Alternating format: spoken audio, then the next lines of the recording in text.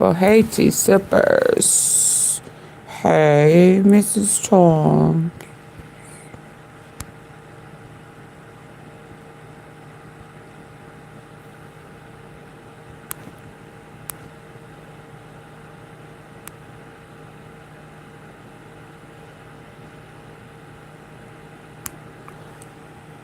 So, listen. Hey. Hey. What it do? Y'all gonna be up all night cooking? Ooh, Miss Tom. Please don't ask me if I've eaten. Please don't. I did earlier. I'm good. Somewhat. I'm good. So listen. Got a few updates. I need to touch bases with you. First, I think I want to start with the shooter. DC shooter. AunTeaFee, why you want to start with him? Oh, y'all, with my voice. I need some honey.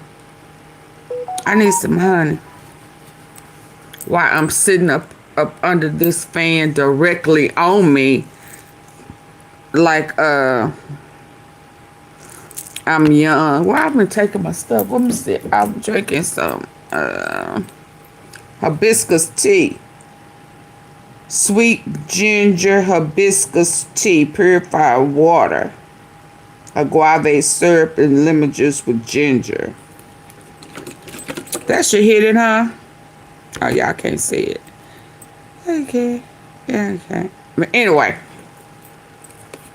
Yeah, I went stocked up.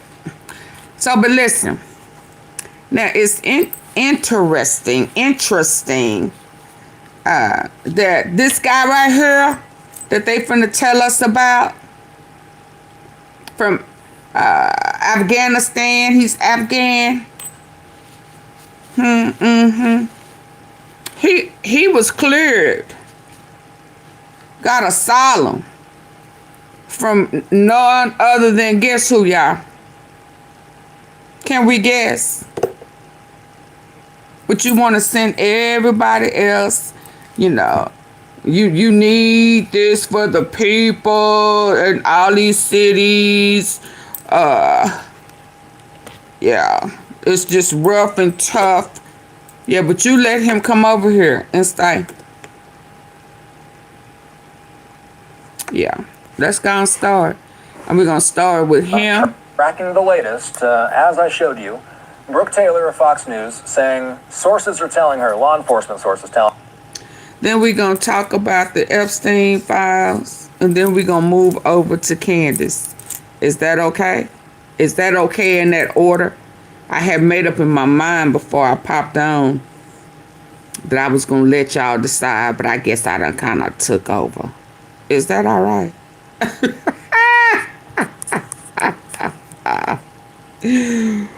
Woo! Is that all right? Is that all right? Is that all right? Telling her that the shooter in D.C. is an illegal migrant from Afghanistan who came in during Operation. Let's go back. Okay, let's continue. Tracking the latest, as I showed you, Brooke Taylor of Fox News saying sources are telling her, law enforcement sources telling her, that the shooter in D.C. is an illegal migrant from Afghanistan who came in during Operation Allies Welcome under the Biden administration and then overstayed that visa. This is some of the first details we're hearing about this suspect, retired Marine intelligence officer, national security analyst, and host. This is Fox now. Is this Fox? Here with me. Hal, yeah. When you hear, because I don't hear something totally different. What can we glean from this at this hour? Well, what we can glean from that is that when the White House and the president kind of indicated that it might be terrorism, this definitely has the hallmarks of terrorism. I mean, if he is, as it's reported, an Afghan national, overstayed his visa, Well, that kind of indicates that They there said was in political April objective he got an in what he asylum was doing. from Trump. It was definitely everything we've heard is that these two soldiers and National Guard soldiers in general. And then were also, being deliberately targeted. so what's happening is that I'm getting conflicting information just like that. Because I heard April of 2025, he got an asylum. We're going to listen. Earlier today when I came live, it came in that the two guardsmen had passed. I'm hearing reports now that they stable. Now, there was another time that something like this happened. They gave indication that somebody, law enforcement, had passed and then came back and said no, and then we didn't hear nothing else about it. I just can't remember the situation. But they done did next to kin earlier today. And now they're saying, oh, yeah, they're in stable condition. What? What are we doing? Okay, so stay woke, because I heard April 2025 by the Trump administration, he got asylum. Now they saying something else. Let's go. And this, when you start connecting the dots, it's tough to escape that this was not, more likely than not, I should say, an act of terrorism. And now it's not big, it's not 9/11. Now, is it? You hear some of Brooks' reporting. What can we glean from this at this hour?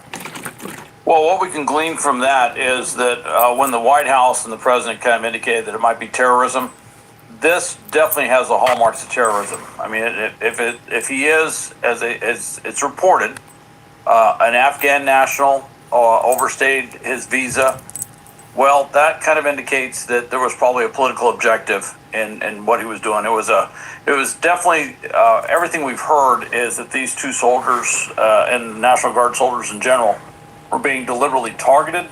And this, hey, Karen, when you start connecting the dots, it's tough to escape that this was not, more likely than not, I should say, an act of terrorism. And now it's not big, it's not 9/11 style or scope, but it is still an act of terrorism, that what he did. And we'll find out more about his motives. You know, there could have been, some mental illness issues, or could have been other things involved. That doesn't necessarily. Then he shouldn't have got asylum. That this was a terrorist act, but definitely this is. They check for mental, right? I should say the immigration enforcement challenge. We've seen some protests. We've seen some violent protests, but now what we're seeing is a direct targeting. With deadly. Well, the intent certainly was deadly force, and so that changes the threat picture. That changes the risk that everyone involved, not just National Guard, but certainly everyone involved in federal law enforcement, dealing with immigration enforcement, is going to be looking at. And exactly, Ashley. Thank you. Security posture going forward. So Hal, can you stop lying? Afghanistan. Again, very early, and time will tell what the precise. Trying to start a war. But when you hear Afghan national, what comes to mind about Afghanistan specifically? Well, specifically, staging for a war. The FBI will be looking at very closely. Is there any affiliation with a known international terrorist group or movement? Al-Qaeda obviously comes immediately to mind. ISIS is another case that comes immediately to mind. And we've seen a number of, certainly we saw 9/11, that was Al-Qaeda, but we see a number of ISIS attacks, some not as big, some smaller in scope, a lot more what we call lone wolf type. Hit the refresh button. Just hit the refresh button at the top. Individuals go out and do stuff, and it could involve firearms. We've seen active shooting. Situations, famously in San Bernardino about 10 years ago at a inland regional center out here, close, not too far from where I am. That's where That's where there was a ISIS-inspired, ISIS-affiliated couple that went in and shot the place up. But we've also seen vehicle ramming attacks here in the U.S., overseas, that were clearly inspired by ISIS. And they're going to be looking at all of these connections. And they're obviously going to be asking the question of whether this was something that this person did. What about Judge Judy, Barbara? Or if this was something they were directed to do. So what does Judge Judy have to do They'll be looking at all of their communications. They'll be looking at their laptop, any electronic digital device that they have to find out, is there any communication? Is this just right now, we see one individual. We don't see any other co-conspirators, but they're going to want to track that down to find out, was there anything where somebody else knew about this? Then, of course, like with any attack, the question is this a one-off? Is this just this one person? Or is this just one aspect of a larger coordinated operation? Or are they going to be looking at doing attacks in other cities? And will these attacks look the same, or will they be something different? Yeah, this is staging for war. Questions that the FBI is going to be dealing with. These are questions that the Department of Homeland Security is dealing with. And frankly, questions that the Department of War, Department of Defense is dealing with. I mean, he just had these extra men, National Guard sent there for no reason.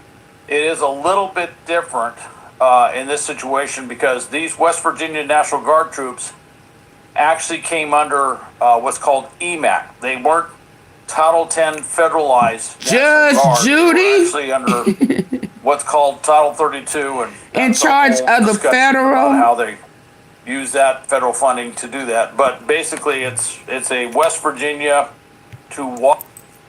The federal what? I thought that Cash Patel was in charge of the feds. Hey, Edwin. Barbara. Okay, precious. I'm gonna let you talk to yourself. Judge Judy. I thought she was reality TV, but okay. Federalized National Guard. They were actually under what's called Title 32, and that's a whole discussion about how they use that federal funding to do that. But basically, it's a West Virginia to Washington, D.C. Support, and it was done through the governor of West Virginia with the mayor of Washington, D.C., albeit the government of Washington, D.C. So did the mayor get it wrong? And from West Virginia, president, in many ways, actually fills the role. Oh yeah, I'd rather have Judge Judy too. District. It's and that's actually one of the things the courts have been kind of grappling with too, is the legal status of these National Guard troops from other states coming to Washington, D.C. So now he's take a look going to deploy 500 National Guards to D.C. Operation Allies Welcome. Operation. Now him scared. Him scared. The Afghan was coming for him. That's why he put them extra guards in the city. He said it was too close to the White House. I have been getting threats. That's why I've been here and been there. I've been a little bit everywhere. I'm not trying to be in one place for too long. I may be losing my mind, but I have enough sense to know that I done burned enough bridges. And they done tried to give me twice before. Not before, before. Reckon third time will be a charm. What you scared for? Huh? What you scared for? You been putting up barricades up around the White House for a couple of months now. You knew something was coming. What you scared for? There. Yeah, you talk the talk. You better walk the. Oh, you can't walk real good. Them knock knees. and them rubbing thighs and that bad ass ankle. You can't walk the walk. Well, I reckon you better stop talking the talk. Yeah, they cleaned up DC just the other day. He said, "'Cause I wanted to be funny, Scotty D.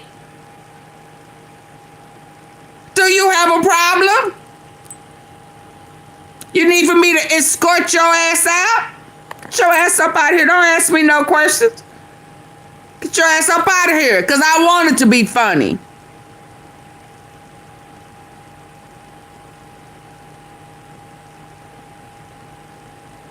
Thank you, Mrs. Tom. Cankles holding him down. Baby, he must be on the payroll. In a minute, them bogus ass checks ain't gonna clear. They say he don't pay his bills no way.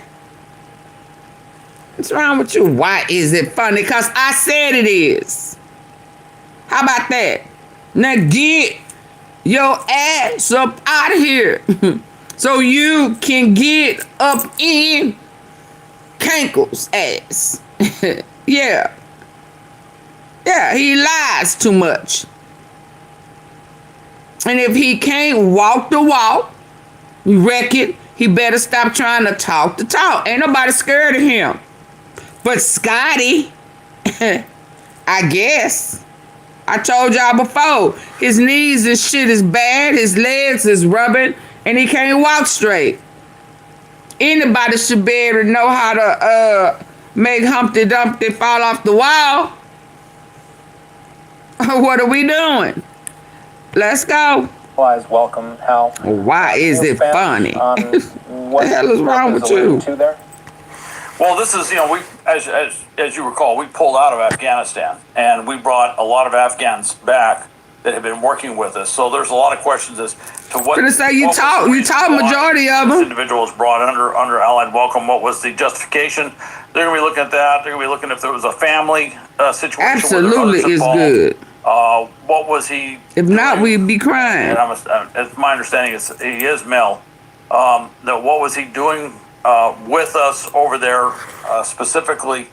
And they'll be asking all these questions. We may find out that it could be a lot of different things. Could be that he was possibly trained with the Afghan national government. Mm-hmm. Could have been a lot of different things that would indicate. And frankly, tragically, based on what we saw today, he does seem to know his way around a firearm. So we're going to find out more about what was going on there. And why are they also what his status was. Redacting was, actively that two of them had passed by ICE. Were they trying to deport him back to Afghanistan? Nope. Was he fearful for his life that if he went back to Afghanistan that the Taliban would get hold of him and harm him or harm his family or something like that? We're going to find out all these things. And now they're trying to create a narrative. That's all because he here. We just don't know much. We just have that one report. And he overstayed his visa.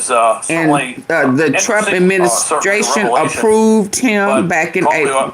Probably opens up more questions than it actually answers in many ways. So Hal, you and I have had countless conversations about the deployment of the National Guard in D.C. In general, and time will tell exactly what these troops were doing at the time of the attack. In general, though, what have these Guard members been tasked with doing while they've been in the nation's capital? Nothing. It's interesting. In Washington, D.C., it's a little bit different than some of the other locations. They actually have been part of a crime deterrence program. So if this was, as it's kind of implied based on the status of this individual, something where he was striking out against immigration enforcement. And let's be clear, more information is coming out with them Epstein files that came out last night and today. So make no mistake about it. More evidence came out today. Stay woke. Stay woke. Because why? are they not talking about the guys passed, the guardsmen they said earlier passed? And why is he talking like they have not already verified who he is and how he's still here? But that's okay. Because of his immigration status, which is just, that's an inference. It may not be the case. But in Washington, D.C., they were actually out there patrolling as a deterrent to crime. Picking up litter and landscape. Reports are that they had some success in doing that. And actually, some of the things they were doing were kind of, it didn't need that probably, that's the question that the federal judge had, was do you really need the National Guard to do this? But they were picking up trash, cleaning up the area, moving homeless people out of certain areas. It's staged. It's beginning to sound like it's staged. Welcoming to visitors. Ashley. And trying to create an atmosphere of safety and security throughout the city. So that's what the National Guard's mission was. And outside came out today. Near the White House, which this was reported to be near the White House. I don't think they were actively engaged in any operations with ICE for immigration enforcement. Actually, I think they were there more of a. And the word on the street is Trump. And do know about the threat on Candace Owens and offering no assistance or protection for her. What's kind of interesting is my understanding with the West Virginia National Guard, there was about 300 to 400 a tax-paying citizen. But during Thanksgiving, because it's a holiday, they were going to reduce their presence. I can't remember who got shot. Very close to Washington, D.C.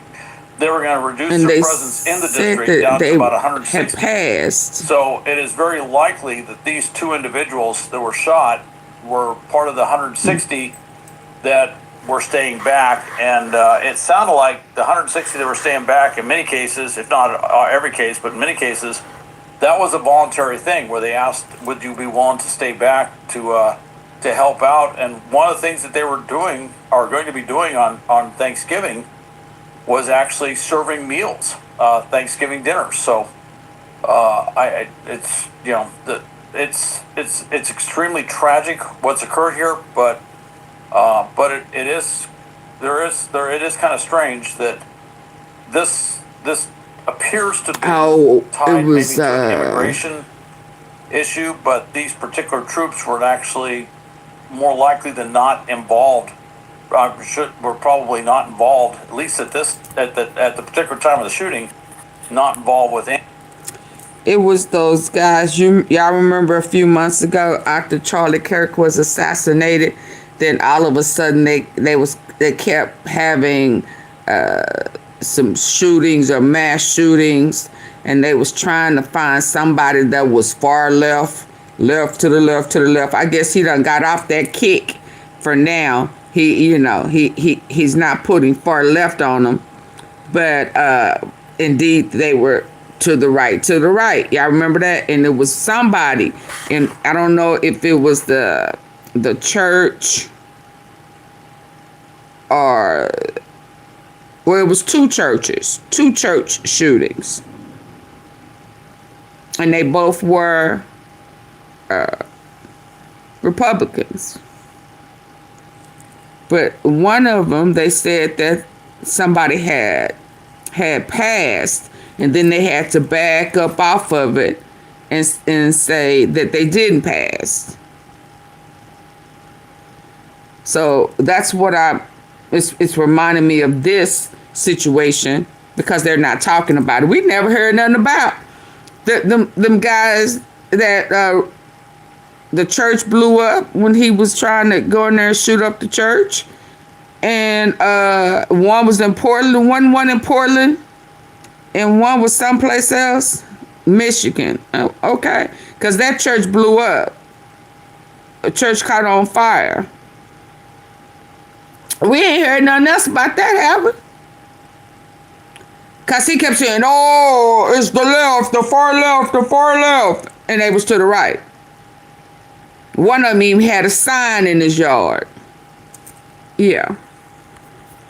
I knew I would remember. Let's go. anything tied to immigration. So, time will tell whether or not this was politically motivated. One of them was a synagogue. We simply just don't have that tonight. It's too early on in the investigation.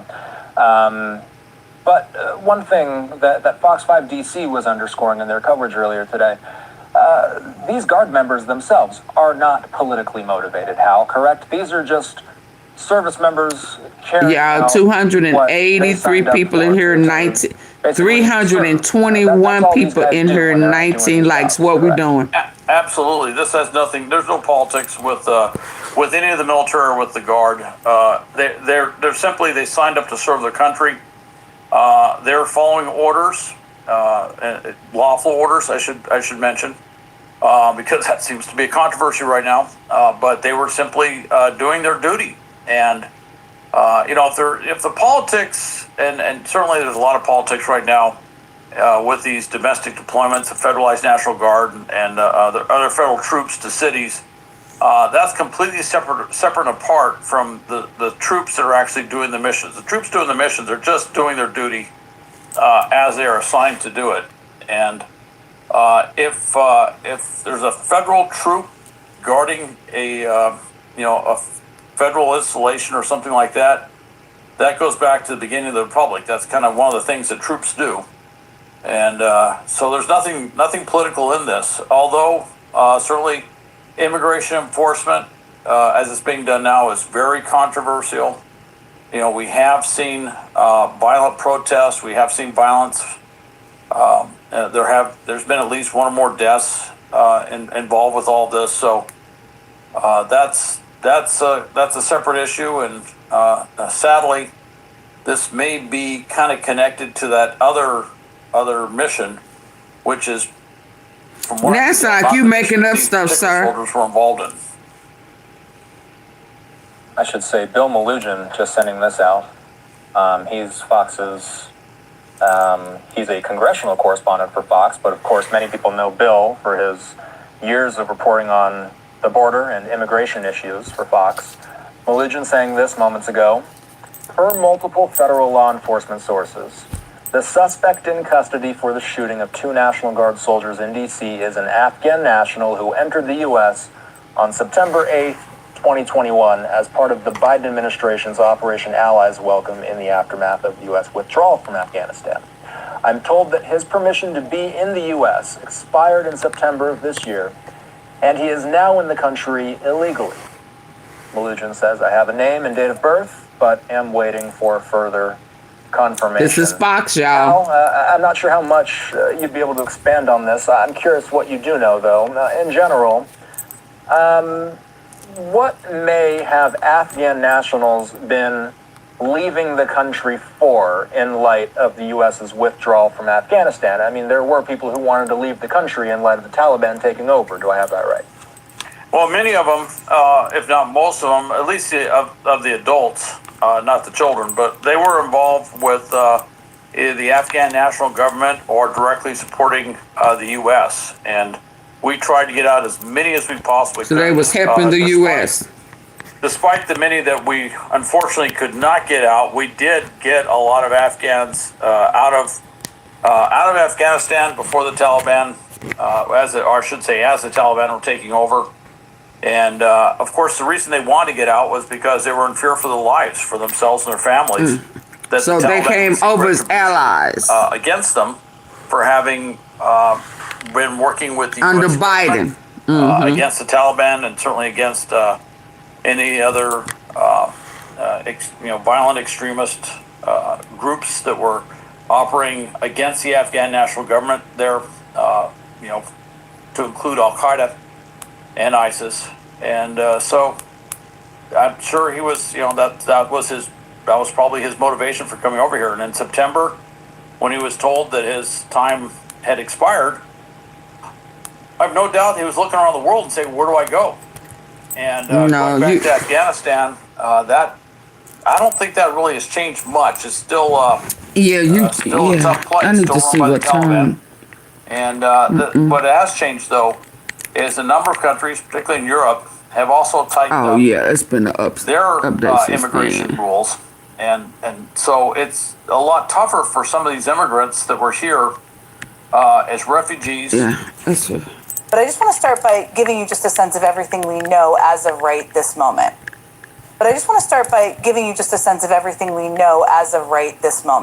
According to the DC Metro Police, at around 2:15 local time, a suspect came around the corner of 17th Street and I Street, just about 2 blocks from the White House. And witnesses told that's close. that they heard 2 or 3 guns. At around 2:15 local time, a suspect came around the corner of 17th Street and I Street, just about 2 blocks from the White House. And witnesses told the Washington Post that they heard 2 or 3 gunshots, followed by a pause, and then more shots. The DC police say the attack appears to have been carried out by a lone gunman who ambushed 2 members of the West Virginia National Guard for the hearts while they were patrolling the area. The Guard members then returned fire. Officials are calling it a targeted attack. Now, I should warn you that some of the images 2 members of the West Virginia National Guard while they were patrolling the area. The Guard members then returned fire. Officials are calling it a targeted attack. Now, I should warn you that some of the images and then more shots. The DC police say the attack appears to have been carried and I Street, just about 2 blocks from the White House. And witnesses told the Washington Post that they heard 2 or 3 gunshots, followed by a pause, and then more shots. The DC police say the attack appears to have been carried out by a lone gunman who ambushed 2 members of the West Virginia National Guard while they were patrolling the area. The Guard members then returned fire. Officials are calling it a targeted attack. Now, I should warn you that some of the images we are about to show are quite graphic. So if you would like to look away, I just want to give you a little bit of a warning right now. Now, as of okay, so because I have not watched this, warning right now. I don't know how graphic it is, so I'm going to leave my picture up because I don't know, and I don't want to get hit with YouTube. Now, as I watch, if it's not that bad, then I will drop the background, and then we can watch it. Let's go.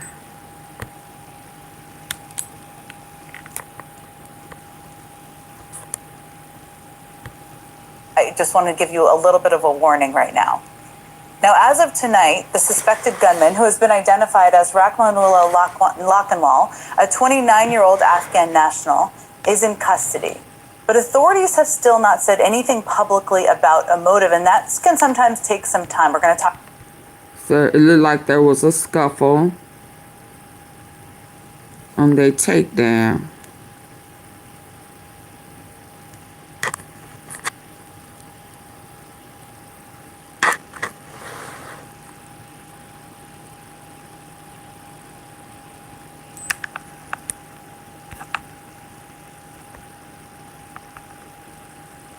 Authorities have still not said anything publicly about a motive, and that can sometimes take some time. We're going to talk to some guests about that in a moment.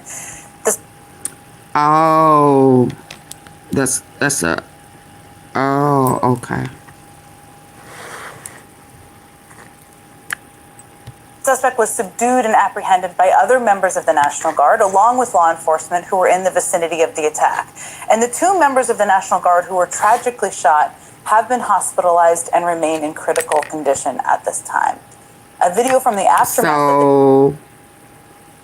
So when the governor said what he said, now I do see some blood right here.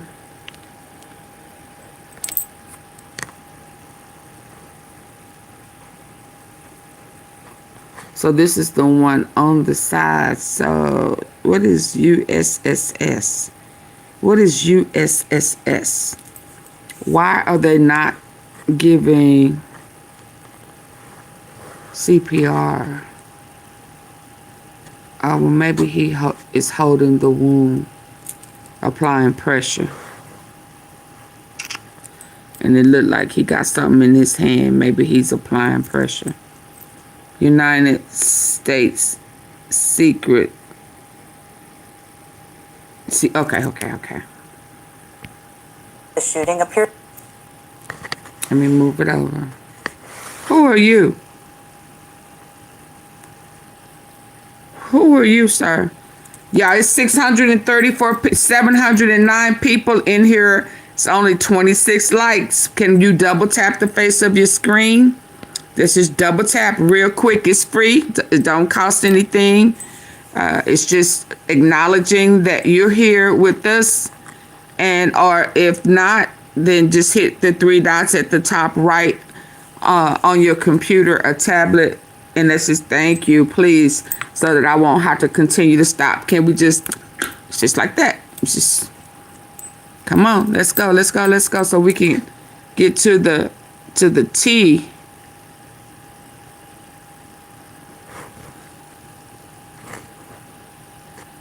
There goes somebody back here.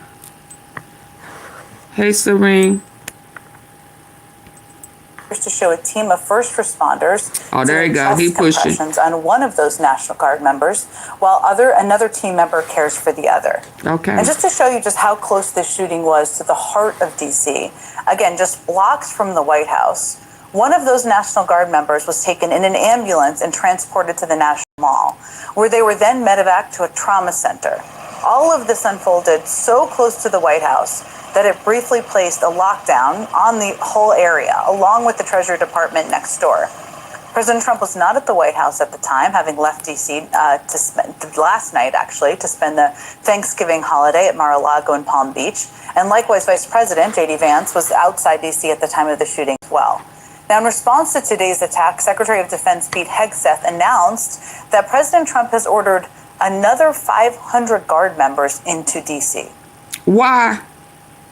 This happened just steps away from the White House. It will not stand. And that's why President Trump So he's scared. has asked me, and I will ask the Secretary of the Army, to the National Guard, to add 500 additional troops, National Guardsmen, to Washington, D.C.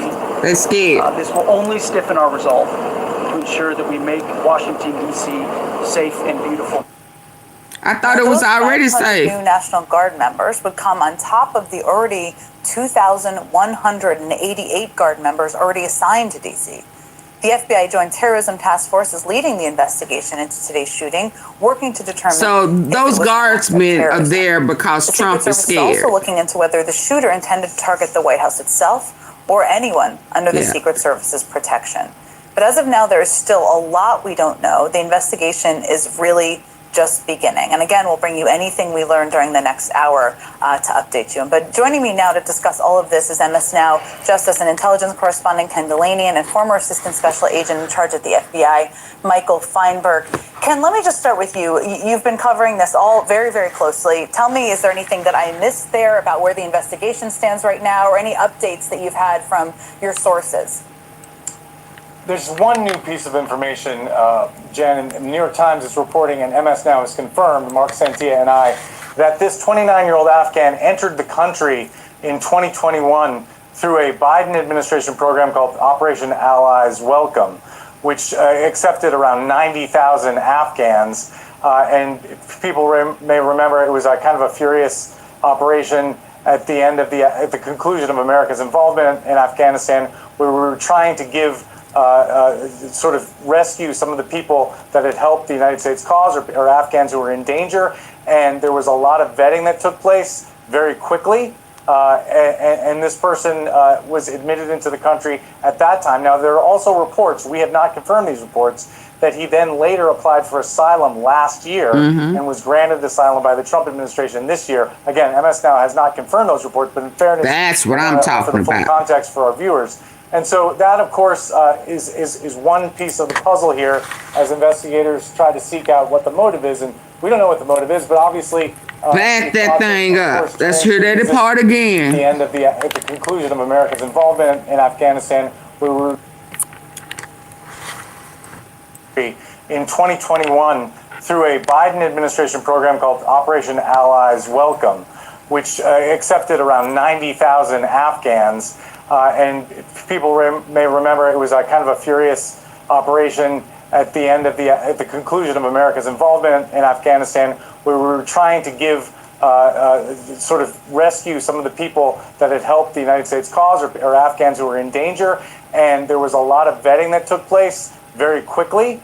and this person was admitted into the country at that time. Now, there are also reports, we have not confirmed these reports, that he then later applied for asylum last year and was granted asylum by the Trump administration this year. Again, MS Now has not confirmed those reports, but in fairness, I want to offer the full context for our viewers.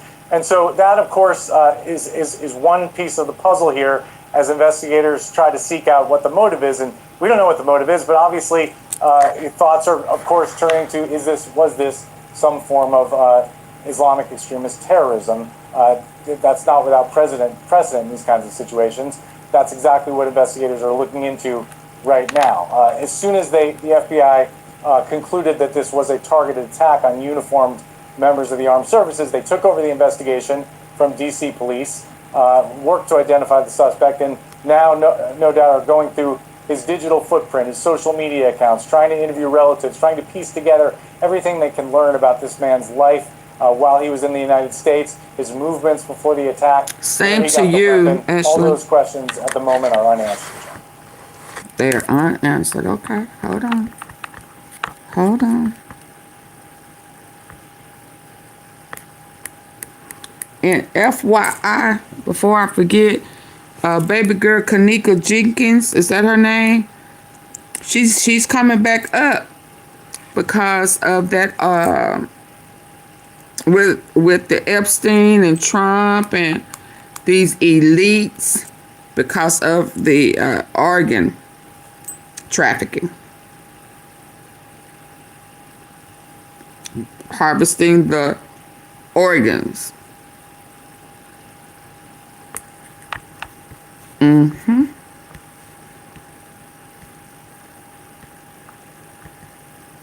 Hold on.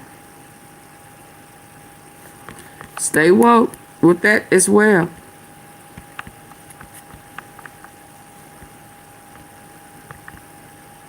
Yep. You know, these Zionists, they do harvest. Lord, there's some sick people. That's all I'm gonna say right now. Hold on.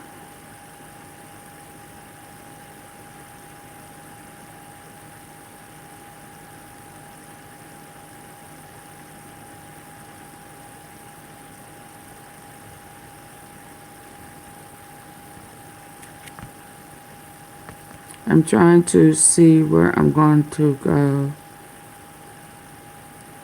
because I don't think anything else has came out about I don't know if I want to spend 15 more minutes on it, but let's hear his take.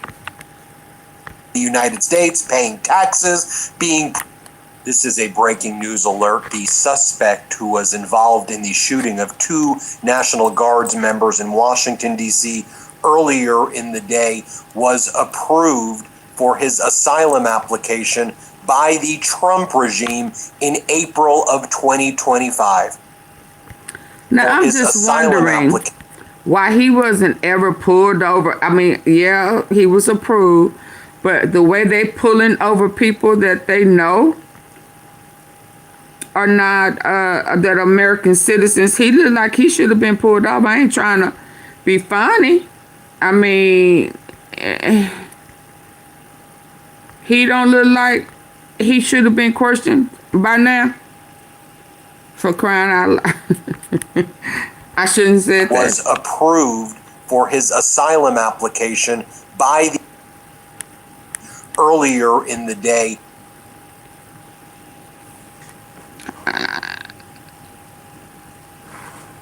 Am I tripping?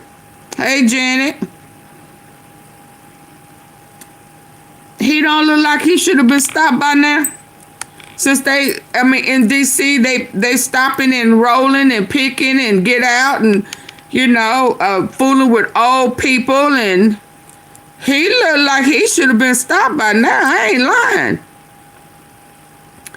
I see France has had a demonic celebration for them people complete. Oh, I haven't seen that, Serene. But I'm talking about this guy right here. I'm not 100%. I'm not feeling it 100%. Cause the timing and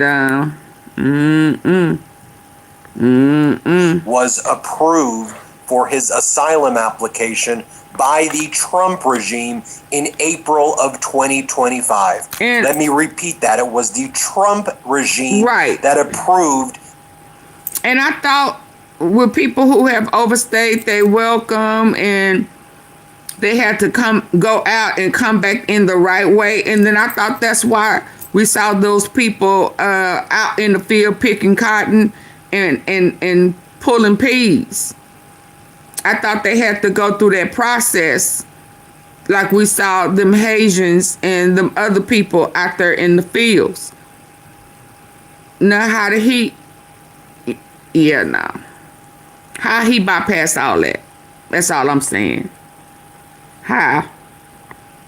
The suspect, who we believe to be the shooter and the terrorist who attacked in a premeditated fashion these National Guards members, Trump's regime approved asylum in April of 2025, right? As the Trump regime has been going after grandmas and grandpas and aunts and uncles who have been here in the United States paying taxes, being productive. They've been going in the factories and the farms and the restaurants. Trump has gutted America's counterterrorism capabilities, and it appears that this may be an example where Trump was targeting the wrong people, not the criminals, not the people who were potentially going to be involved in terroristic acts. Trump was going after the people who were being productive. What do we know about this suspect? Let's break it all down, and then I'll show you a stunning admission that Trump made moments ago where he's like, oh, it was Biden's fault because the person was let in 2021,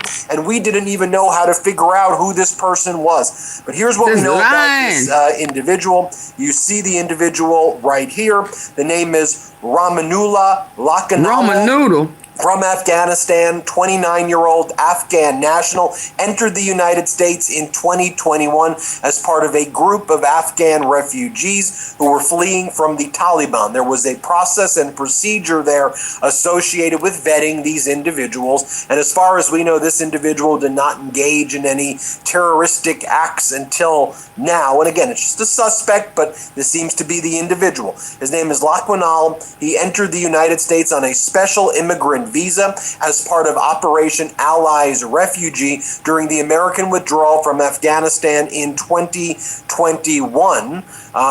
We believe that his permission to be in the U.S. expired in September, but then later on he applied for asylum and was granted asylum in April by the Trump regime. Here we have the description of what went down here on CNN. Let's play this. What we know is that he comes here from Afghanistan. Now, this is a guy who's been living in Washington State, not Washington, D.C., on the other end of the country. He comes here from Afghanistan in the summer of 2021. Remember what that was like. Refugees fleeing Afghanistan, people had to be recommended by U.S. people on one end, vetted on this end by government background checks as far as they could do in Afghanistan, have sponsors and so on. He settled in Washington. He applies for asylum in December of 2024. Now he goes through another vetting process involving that, and he's approved for asylum in April of this year under the Trump administration. He comes in under the Biden administration. These checks are being done. I remember as a part of the Joint Terrorism Task Force in New York, where we supplied people for that vetting process, it was a lot of pressure. There was a lot of people. They were being kept in military installations. A lot of that vetting had to be done very quickly. I also remember we had to go back afterwards when we found information on certain people and bring them back. In this case, that's all we know about this individual, but it appears that he must have done work either for or with the United States and Afghanistan to become part of the Allies Welcome Program and be brought here. That still doesn't get us closer to motive. No, Donald Trump just held a press conference moments ago, and what Donald Trump said in his press conference is nobody knew anything about it. His status was extended under legislation signed by Biden.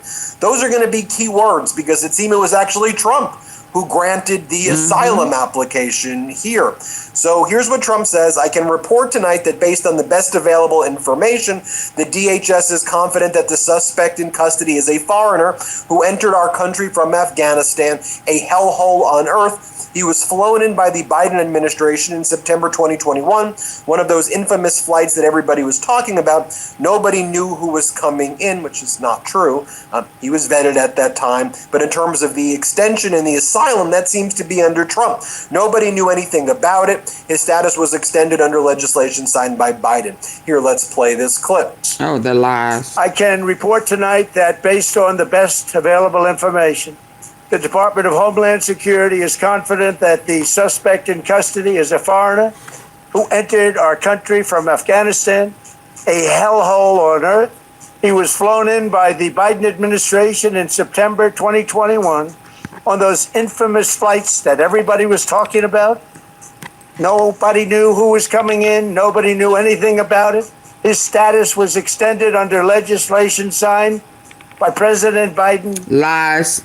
A disastrous president, the worst in the history of our country. Oh, wow. Now, folks, we've been reporting for a very long time about how FBI's reassignment to immigration enforcement, rounding up people in grocery stores and restaurants and people who are showing up for their court appearances, people who are on farms and in Home Depot parking lots. And the focus has been going after these individuals, but not the counterterrorism investigations. I mean, just in the past few weeks, we've seen reports like this. FBI reassignment to immigration enforcement may impact counterterrorism. We've seen the Trump regime trying to remove counterterrorism funding from blue states as well. And of course, you remember this guy right here. He's a 22-year-old by the name of Thomas Fugate, and he's the Department of Homeland Security's lead terrorism prevention official. And this guy's background was he was a landscaper and grocery clerk. He was a Trump supporter, and because he was a Trump fan, they gave this guy the top job in counterterrorism in the FBI, basically an intern to then lead the FBI's counterterrorism, to combat violent extremism. Remember, the Trump regime has gutted Max Boogie says send gifts. And they let this guy read him. As Juliet Kayyem explains, evisceration of counterterrorism and counter cyber capacities here are basically preceding this is something that was a major factor that people were just worried about. In general, this hasn't stopped the right-wing pundits on state regime media Fox from trying to spew their lies and their propaganda and try to make this about Biden and Democrats. And the first talking point that these MAGAs on state regime media were saying is, oh, it's Mark Kelly's fault and it's all of the Democratic lawmakers because they said to the military that you should not follow unlawful orders, referring to the military strikes in Venezuela that are deemed war crimes. But just in general, that's a reason. They said you do not have to follow illegal orders. As long as they legal, there's no problem. So so they plotting when they start trying to pinpoint something, they trying to offset something else. Again, his stay was extended on Trump, and there's a period after that. Statement of the law of the military, but MAGA was pushing right after this horrific shooting took place in Washington, D.C. They said, remember why this happened. It's Mark Kelly's fault, Senator Kelly's fault, Congressmember DeLuzio's fault, Senator Slotkin's fault. It's these Democrats' fault. And then when they found out it was a Afghan national, they were like, it's Biden's fault, it's Mayorkas's fault, it's their fault. Instead of taking a step back and actually trying to understand what the hell happened, who granted asylum, and it was Trump who granted asylum. So again, let's take a look at what these MAGA Republican Congress members like Card, or like, let's take a look at what this guy had to say. MAGA Republican on Fox. Max Boogie said double tap the screen.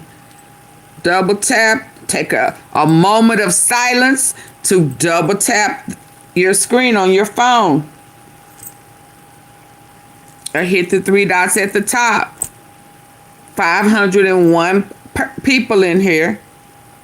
And I'm sitting at 75 likes.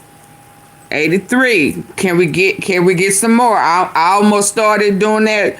How they do 5, 10, 50, you know, can I get 25? Can I get 90? Can I get 150? Come on, let's get them up real quick. The quicker we get them up, the quicker we don't have me speed talking now. Trump gave him asylum. Absolutely. So again, you know, it appears like every time a stunt is created, a scenario, a narrative, you know, that they don't vet their people good enough, and they wind up being somehow associated or affiliated or accepted or approved by Dirty Diaper. Play this clip. Well, we should react because, let's face it, the left-wing politics, politicians, I should say, they have blood on their hands. I mean, when Lisa Stockton makes a statement like this and then later follows it by saying that she encourages the military not to listen to their commander-in-chief, when John Ossoff calls troops being in Washington, D.C. an embarrassment, when Abigail Spanberger says, let rage fuel you, those comments have an effect, and that's why the left-wing politicians have blood on their hands. So do Trump have blood on his hands? Do the right have blood on y'all hands to tell somebody to rope them up, put strings and shit around their neck, haul them up high? I mean, what? Y'all need to watch what y'all say out y'all mouth. Because karma coming for Trump. And if you keep going, talking the way you talking, little funny looking man, a karma's going to come for you. Yeah. It results in the kind of things that we're seeing right here tonight. Every opportunity I have when I'm in Washington, D.C., when I see a National Guardsman, I thank them for being there. They have made Washington a place where I'm proud to be anymore. It is so nice to be able to walk around and not be in fear and not be harassed. And I appreciate Well, you just scary, because I was there a couple of years ago. Didn't nobody harass me? Addressed, and we did need more help in Washington, D.C., and we need it in other cities as well. Then they brought in... Oh, man, y'all some scary people. Ooh, let's go. John Krupinski to spew propaganda. Play this clip. Well, again, it's pretty sad, but the Democrats only have one playbook. There's one page in that book. If you go back to 2020, they did it with the police. So we see what this is all about. Then they dehumanize. 2024, they did it with President Trump. So this is Trump. A plot. This is still about the Epstein files. Dehumanize him. Now, for some reason, in this, last week, we have 6 senators that went on there and vilified and dehumanized our military. If you do that enough, there will be someone who will come out and act out on it. And that's what we're seeing again. Same page. These people are funny. I don't want to hear this. I don't want to hear this. It's crazy to me. I mean, when everybody, well, not everybody, when they just start pointing at one side and making it be political about one side, then I tend to think it's staged. That's just my opinion. You don't say that unless somebody's actually doing that, which there's nothing to indicate that was the case. But here we are vilifying and dehumanizing our troops now. And here's the result of it. Here was James Comer spewing propaganda. Play this clip. This just in, sources are telling Fox News that the shooter is an illegal immigrant from Afghanistan. who came in during Operation Allies, welcome under the Biden administration. Now we're gonna see how they change their tune when they realize. So Fox News is learning. Look at him shaking his head. Shut up. Illegally overstayed his visa. They that's find out about this asylum. What's your immediate reaction? Well, my immediate reaction is we tried desperately to get an accounting of all the people that came from Afghanistan to the United States during that disastrous withdrawal during the Biden administration. That was a huge priority for the House Oversight Committee. We never got that information. We were never allowed to get that information because I don't think the government had any idea. I don't think they kept an accurate accounting. And if they did, I think they realized there were probably lots of gaps. We were told there were going to be about 2,000 people that had worked with our military as people that tried to help with the cause to help protect our troops in Afghanistan. Right. But then at the end of the day, they were closer to 100,000. But we don't know what that number was, and I don't think the government has kept good track of it. And I'm sure there were mistakes that were made. You sure? Congressman, I'm cutting both of you off. Thank you, I really Janet. Appreciate it. Thanks for joining us on this breaking news night. And you'll see that when one of the Fox guests didn't speak the language that the regime wanted, they snapped at him. Watch what happens here, where this Fox guest, Williams, talks about how, why are we sending more National Guard in? Trump wants to put 500 more National Guard. They shouldn't be there doing this stuff. Here, play this clip. Well, they've got additional information that they haven't shared with the public, that it is a targeted shooting, sadly. But I think we need to stick away from this Democrat-Republican. Thank you. We've got two National Guardsmen who have been shot in the District of Columbia. One of my deepest concerns right now is that the president has decided to send 500 additional National Guard members to the District of Columbia. And I'm asking, why in the hell are you doing that, President? I hope you rethink that, because the sad part about this right now is that the National Guard are out there on the streets and they're deeply concerned. They know that two of their fellow National Guardsmen have been shot, and they are going to be on a high state of alert. And the last That's thing what we he need wants. in the District of Columbia or anywhere else is another Kent state. Ted, are the National Guardsmen the good guys or the bad guys? They're the good guys. And I can't believe that if you're Ted, hold on a sec. Hold on. Ted. Okay, why do you want less good guys? I'm shocked to hear you say that. Now, I will also show you Democratic Congressmember DeLuzio, who has the right approach here. And he's like, can we take a step back and just, before we even know what happens, MAGA's blaming me and blaming Senator Kelly? Like, what the heck is going on? Here, play this clip. The brothers and sisters in arms they serve with, their families in West Virginia. Just awful news. And I really, if you're a praying type, pray that those two folks come through.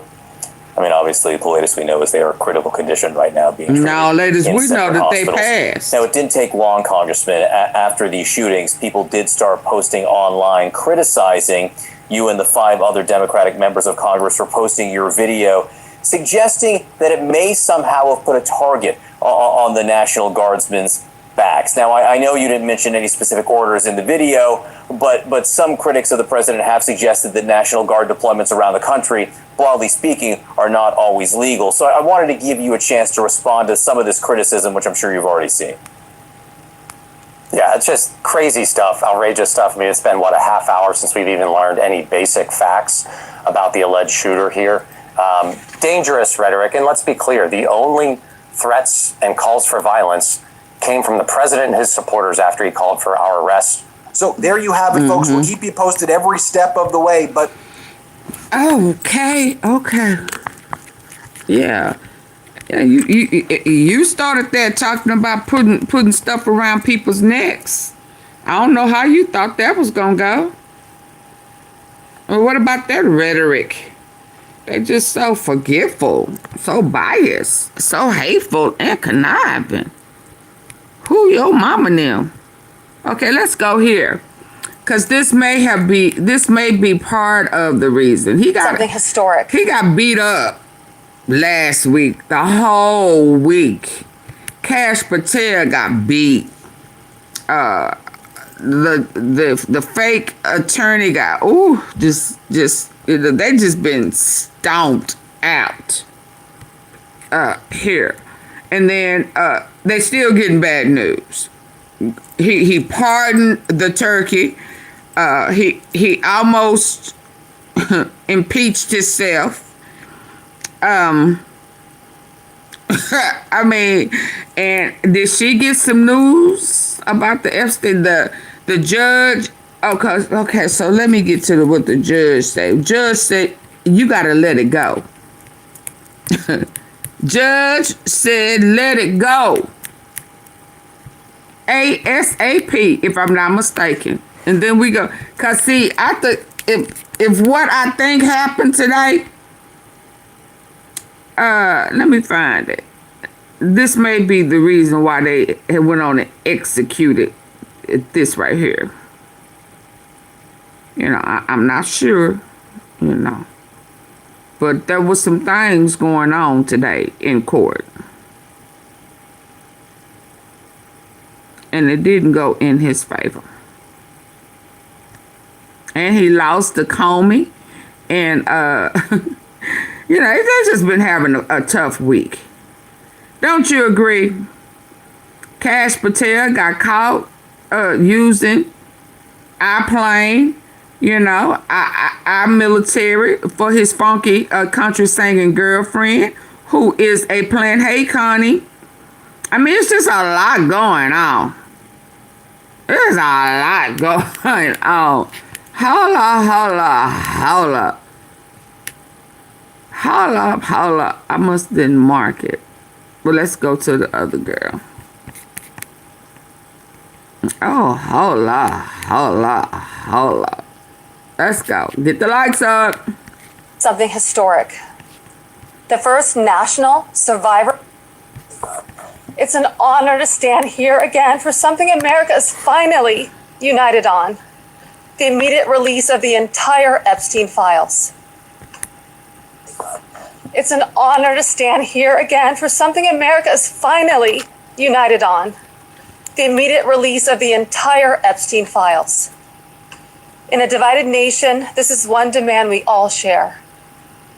Last time I stood here, I made a promise to all survivors watching. If those in power refused to release the truth, we would start uncovering it ourselves. Yes, indeed. She said that. For anyone who doubted that moment has already arrived. Since that day, more survivors across the country and around the world have reached out. Text, emails, DMs, firsthand accounts, and evidence.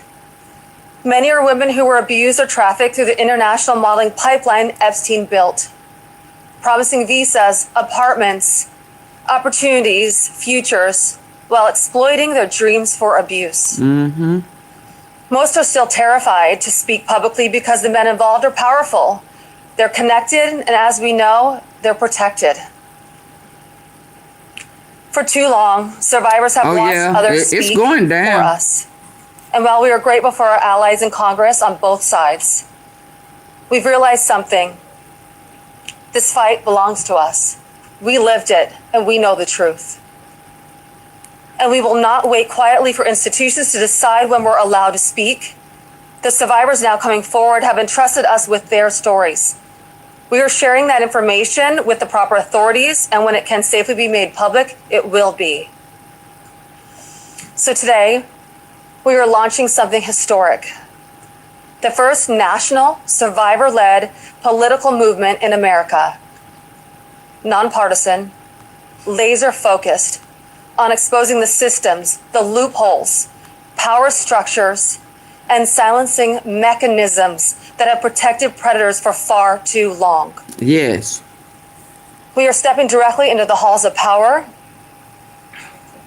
into the political arena. We will help rewrite laws that failed us and build protections for our nation's children together, targeted by sexual exploitation. Together, today, survivors begin our own fight, the survivor revolution. and we intend to change this nation for the better. If you're a survivor who wants to join us, please reach out. And to anyone who benefits from the current system, intentionally or not, remember this. Alone, yes, we are afraid. But together, we are feared. Mm-hmm. Thank you. Woo-hoo. Those that follow Legal AF and the Midas Touch Network know that we are proud supporters of survivors, especially the survivors of the Epstein child sex trafficking ring. And when we hear a survivor like Lisa Phillips publicly announce that she is effectively one of the leaders of an organized, disciplined survivor political movement that has grown out of the resistance that she and others have faced, led by the Trump administration. There's no one else to blame by Trump and the MAGA sycophants around him. We have the pleasure to have Lisa Phillips here, who's going to talk about not only how she came to become a survivor, but what she's doing moving forward on behalf of survivors like herself. And as she once said, and we'll play a clip a little bit later, if the Trump administration won't release the client list and won't release the evidence, you can be darn straight that the survivors are going to. I welcome Lisa Phillips to Legal AF. Hi, Lisa. Thank you so much for having me. Absolutely. Looking forward to this for a long, long time. If our audience doesn't know you, they now have been introduced to you just in the last few days there in Washington as the bill was finally passed by the House and then by verbal consent by the Senate. Yeah, I see you're happy about that, and you should be. It's amazing what you and the others, the strength, the courage that it took for you to make that happen and to shame effectively the Trump administration, Department of Justice, and the MAGA Congress to stand by the survivors and not the predators. The fact that it even had to come to that. The documents have always been in the hands of the executive branch. They never needed the legislative branch to release a darn thing. True. But you holding them accountable. Talk about your being in Washington, that press conference of which you were one of several survivors that spoke. And then I want to bring the audience into the House chamber and your meetings with the Democratic Women's Caucus and Republican Women's Caucus, who in a rare bipartisan moment stood with the survivors. And what a rare opportunity to have Lisa Phillips talk to us about her days in Washington, talk about the House chamber, being in the House chamber and the vote there, along with other survivors. And something little known, I think, Lisa, is that there was a closed-door meeting that you and the other survivors had with the Democratic Women's Caucus, but the Republican Women's Caucus was there as well. A rare moment of bipartisanship to support survivors over predators. Why don't you bring our audience with you to your trip to Washington and brief them? Well, I think the survivors have been clear from the very beginning. We actually don't care for it to be a Democratic or Republican issue. This is a human rights issue. This is a sex trafficking issue. This is a sexual abuse issue that we have in the United States. And of course, we are survivors of Epstein, but we are standing there as survivors representing, all survivors. And so, I mean, this is a very important issue for us. And I think the Democratic Women's Caucus realized that right off the bat and supported us in September and also this time around. They invite us into their chambers and, speak to us at a heart-centered level, not in any other way of just like doing what's right for us. And they invited the Republicans Women Caucus in, and quite a few showed up and spoke to us and supported us. And we also held a vigil where we found the news that they had passed the bill. And during the vigil, some showed up for that. Some said they were going to show up, and some Republicans didn't show up for that, but I know they wanted to. So just coming together, all of us, and the support was just, it was phenomenal. And that was what we wanted. It's what was missing kind of from the Me Too time when it wasn't the support of our government and the support of the people weren't as behind. But, you know, that was quite a few years ago, and it's growing so much since then. So I'm just so proud to be part of this movement that is actually making change. Do you think, back on the Me Too movement, do you think that movement has sort of now petered out a bit, and it's now up to the survivors led by you to organize and lead a new political movement that recognizes who said his federal charges in a way was that dropped? Me Too wasn't able to? Well, Me Too was powerful. You know, Time's Up, Weinstein, Cosby survivors really supported that. I don't feel like the public was behind it as it needed to. There was too much scrutiny and too much victim blaming and victim shaming going on. I was even scared to speak out during that time. It just wasn't the same movement as the Epstein survivors. Like, I mean, we took over Capitol Hill, but we took it to a whole nother level. We took it to where we're not messing around anymore. This has been 20 years of waiting. And everyone's like, well, why did they come out now? Why are they finally speaking out now? Well, we're finally mothers of teenagers. We finally see us in our children, and we realize, wait a second, look how young and innocent they are. Look, they're just children. And a lot of times when we were younger, we think, oh, we're adult, we can handle this, you know, and we handled all of it in secrecy and in shame. And the new movement with teenagers and young adults now, they have TikTok. They have phones to record everything. Judge Judy said what? They are just more well aware of all the information that's out there. They get it as young adults and teenagers where we didn't. That's a very good observation. Could you imagine, in the age of social media, Instagram and cell phones, the events at Mar-a-Lago, the events of... Y'all, I'm asking y'all to double tap the face of your screen. If you're using your phone, you see the tea sippers are in the comment section is nicely asking. We're all asking for you to hit the like button, either the like button or double tap the face of your phone if you're using your device. Now, if you just honorary and saying, I don't know, I don't want to, then get out.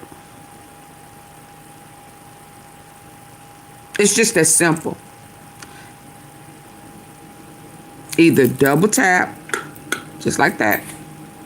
If you're using your phone, hit the three dots at the top right, and let the doorknob hit you where the good Lord split you, and go somewhere else. We don't want you to hear our tea. Come on.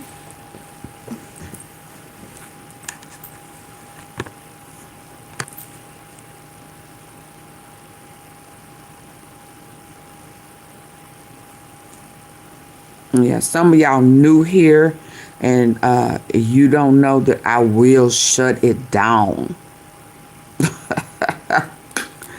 It'll be spinning. I so wanted you to say that first. You can say it. You be trying to go off on me, Miss Tom. You better go off on them. You better be slick with it. Yes, you can. Yes, you can. If they don't want to hit the like button, then get on up out of here.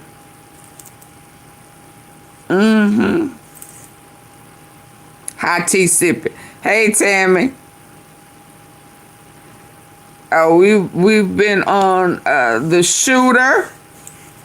Now we're on the Epstein files and the victims. There was a judge's order. This is why I think that some of this may be staged, because so much has been happening. Last week and this week, it's just not going anywhere. And more emails have come out. Even about, was it mortgage fraud? Yeah, in Mar-a-Lago. And Bannon too. Yeah, so most stuff came out. So come on. And we got to talk about Candace and that shim. And for the record, she is okay because she popped out. So let's get the likes up, y'all.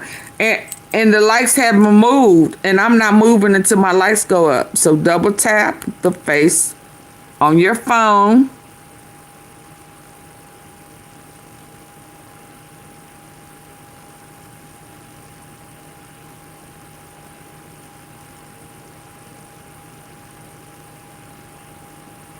Or I'm gonna put it on members only.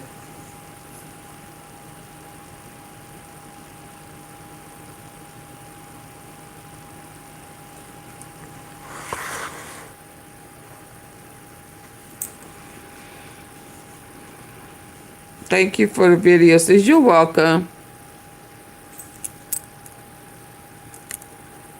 I'm an hour and 20 minutes in. Y'all better come on. I'm gonna shut it down. On the island that you were on with Jeffrey Epstein, can you imagine?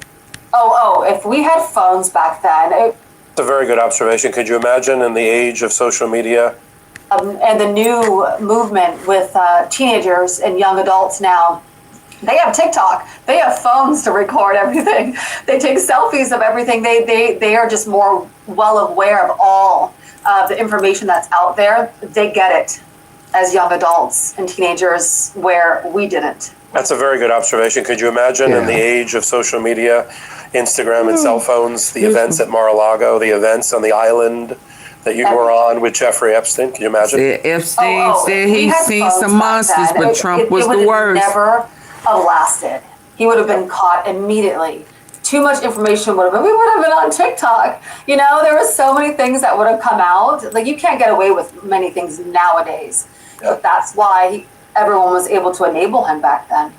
Well, I just did a hot take that's up now on our channel about to remind, just mainly reminding of you. This is piecing together information that's always been out there. The 1990s, 1991, when Donald Trump ran a modeling agency, Epstein ran a modeling agency, John Casablancas ran a modeling agency. They all were going to Europe for pageants. They were running the elite, pageant in New York. Right? Were you at that one? Well, I came a little bit later. I'm more of the late 90s, like 2000s. I'm an early 90s guy. But still the same. And we definitely knew of the young girls that were being abused behind closed doors. Some of them with their mothers right outside the door. Right. Oh, wow. And Donald Trump using, instead of Mar-a-Lago, the Plaza Hotel, which he owned at the time, as the headquarters for John Casablancas and his. I've just did a hot take that said, how many people out there, count on your fingers how many child sex predators and traffickers you have as friends. Donald Trump has at least 3. John Casablancas, Ghislaine Maxwell, and Jeffrey Epstein. Oh, yeah. Yeah, I mean, that's what my movement has always been about. I represent the mauling business. I represent hundreds, if not thousands, of young women that were abused in this trafficking network. And sometimes their mother is right outside the door. Because it's not just myself standing up there. I'm representing probably 30 or 40 people that I know closely, and others that I don't know that I know are out there that have suffered through this. And what, just so people know your origin story as it relates to Epstein, not your origin story as a person, what was the motivating factor for you to come forward? Well, I was abused on the island. I just happened to be there. I wasn't one of Jeffrey's girls that were flown in, or I just didn't have the same type of look and that I think he liked back then, and that he was trafficking. I just happened to be on a photo shoot, and one of his girls that he was abusing, but I didn't know at the time, brought me over, because that's how Jeffrey operated. He had the young girls bring other young girls. It was always women bringing girls.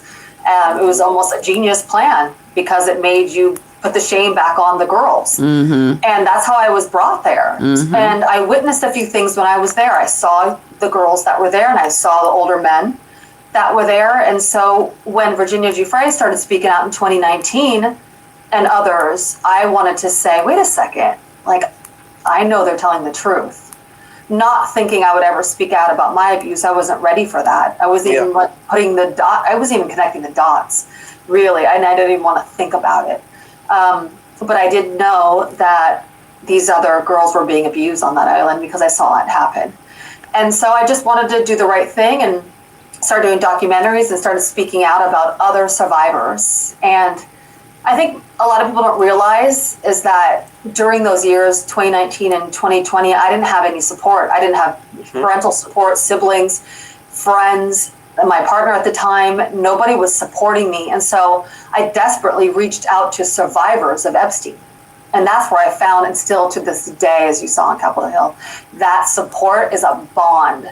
And they were actually the ones that could understand what I was going through and didn't judge me. And they had, exact same stories, whether they were 14 or 24. So that's a very powerful thing. And that was my movement that you still see today, as I'm always standing up there representing survivors. It started with that, speaking out, and it's still continuing to this day. And what is so powerful about a number of things that you said, and when you ended the speech on Capitol Hill last week with, we were once afraid, but now we're feared together. And the fact that, and I have another clip we're going to play in a second, kind of a bookend here, right? Several weeks earlier, you let the powerful know that if they were not going to do the right thing, the survivors had the evidence. The survivors had the names. And if they weren't going to release it, then the survivors were going to do it for them. In fact, let's play that clip for us. Epstein was not just a serial predator. He was an international human trafficker. And many around him knew, many participated, and many profited. And yet, he was protected. So I stand here today for every woman who has been silenced, exploited, and dismissed. We are not asking for pity. We are here demanding accountability, and I'm demanding justice. Congress must choose. Will you continue to protect predators, or will you finally protect survivors? And also, I would like to announce here today, us Epstein survivors have been discussing creating our own list. We know the names. Many of us were abused by them. Absolutely, me too, Tammy. Now, together as survivors, we will confidentially compile the names we all know who were regularly in the Epstein world. And it will be done by survivors and for survivors. Lisa, now that you've announced that, which is a truth that I guess the powerful that were profiting, as you said once, by the organized international child sex trafficking ring led by Epstein, but not just benefiting Epstein. Now that that's out there, do you find that your interaction with elected officials and those in power to be different? That then now the power imbalance runs the other way. Well, that was the whole reason why I did it. It's because I don't do anything like 50%. Like if I'm going to stand up here, I'm going to do it 110%. I'm going to give everything, and I'm going to use my, intelligence to know they keep pushing us down like we're nothing, like we're these victims and we should be ashamed. But no, we're actually powerful women now, and we know the truth. Speaking to our attorneys, speaking out, we know the truth. We've seen things. We just don't really want to say what they are because we fear for our lives, and there's repercussions to that, right? So, but I wanted to say, stop messing with us, because we know too. And I think it was a very powerful moment. I didn't know how big it was going to be, but when I said it, I think, Congress and others, and Capitol Hill took notice of that and was like, wait a second, she's right. They're taking the power back. It put us at a different level of respect, I think. Right. And all of a sudden, we were rushed in, and they were like, okay, wait a second. Now they saw us as equals. They saw us, you know what they said to us? They said, you know what? You could be part of Congress one day. You could run. You know what I mean? Like, you could do it. Yeah. Yeah, and it's a sad commentary. We'll turn to Marjorie Taylor Greene, that the only female Republicans that joined with the discharge petition were those that acknowledged that they had been victims of sexual abuse in their own pasts. Right, Nancy Mace. Yeah, I was just going to identify that. You can see that. Way to go, Tammy. The Republicans Women's Caucus Proud that of you showed too. up for us, along with the Democrats in that room. And Janet, all the survivors. They really wanted to be there for us. It was fear that why they didn't come through for us. And we noticed they didn't show up, but I think they really wanted to, right? So it's not just fear on the survivor side of telling the names, it's fear on their side too. Yeah, it's fear of a Laura Loomer or somebody on the on the MAGA right calling them out in a social media post, and then having to. Now let's use Marjorie Taylor Greene as an example. Exactly. I was going to say that, this courageous woman who stood up for us. Well, that's what I want to talk about, because our audience has, as you would imagine, has mixed feelings about Marjorie Taylor Greene. Of course they do. Yes. And we didn't know that she was, of course, going to resign. But why don't you say, just, listen, I'll take her at her word in terms of the authenticity of her. Talk about her support for your movement and whether you believed it was sincere. And then we'll fast forward to when she resigned and why she resigned. Yes, I think we all believed it was sincere because she's standing up there with us. I mean, if there was any other ulterior motive, she's still standing up there fighting for us.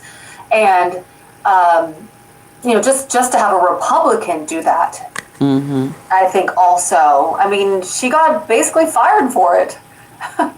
She had to resign. Hey, we love Poppy J. So she fought till the end for us. And she made a big difference in our results that we got that day. Do you think she knew that there was a possibility she'd be tossed from the party for supporting you? Yeah. It was a risk she was willing to take? Yes. I think so, of course. I mean, Trump is her boss, so to speak. I think she knew. Yeah. Yeah, I mean, she's now up there. On the side for us, though. Yeah, she chose integrity. I mean, I never thought I'd put Liz Cheney and Marjorie Taylor Greene in the same breath, but in their own way, and I take you at your word. You're there. You're with her. So you felt her support was very genuine, and as you said, she was fired as a result of it. So we've told our audience that the passage of the bill, the signing of the bill, an important milestone, also demonstrating Donald Trump's slip on his slip of his grip on power, his increasing ability to control even MAGA. You see it already. But let's be frank. 2 weeks or so, a week before the bill was inevitable that it was going to be voted on. Were you shocked by the number? Everybody but one noticed it?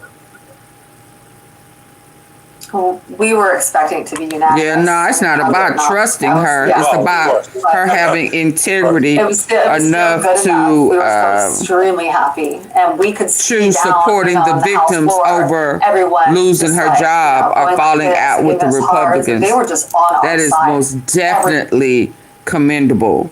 So no, it's not about trusting her. It's about what she did, because it's kind of like Candace. It's like people could come up and tell us everything that she said before, but at the point, at whatever point, I have to constantly remind us, because we are very judgmental. We're borderline hypocrites with this. So I need for us to stay mindful that at any point that someone have a renewing of the mind, whatever point that they choose character and integrity over just going along for money, power, for whatever reason. That is commendable. That is hard to do. We a lot of times we stay in our jobs knowing good and dang well we need to be up out of there. Sometimes we switch numbers around. So that we can get, come up. And whether or not we want to be real with ourselves, that's an integrity issue. Whether we get caught or not, it's an integrity. God is judging that. So we have to be very, very careful with that. So I appreciate, I'm going to make it a point to try to point that out every time when somebody has rose above, came to the light, found Christ. I mean, however we want to put it. Thank you. I want to acknowledge that and give credit to that because that's biblical. We got to change our mindset. We have to. And I believe that until God change it, until God cut the light on, it don't come on. And I say that because the Bible says no man stir up righteousness within himself. So we can think we doing it. We can think it's us. We can think that we have choices. We can think everything you want to think. But until God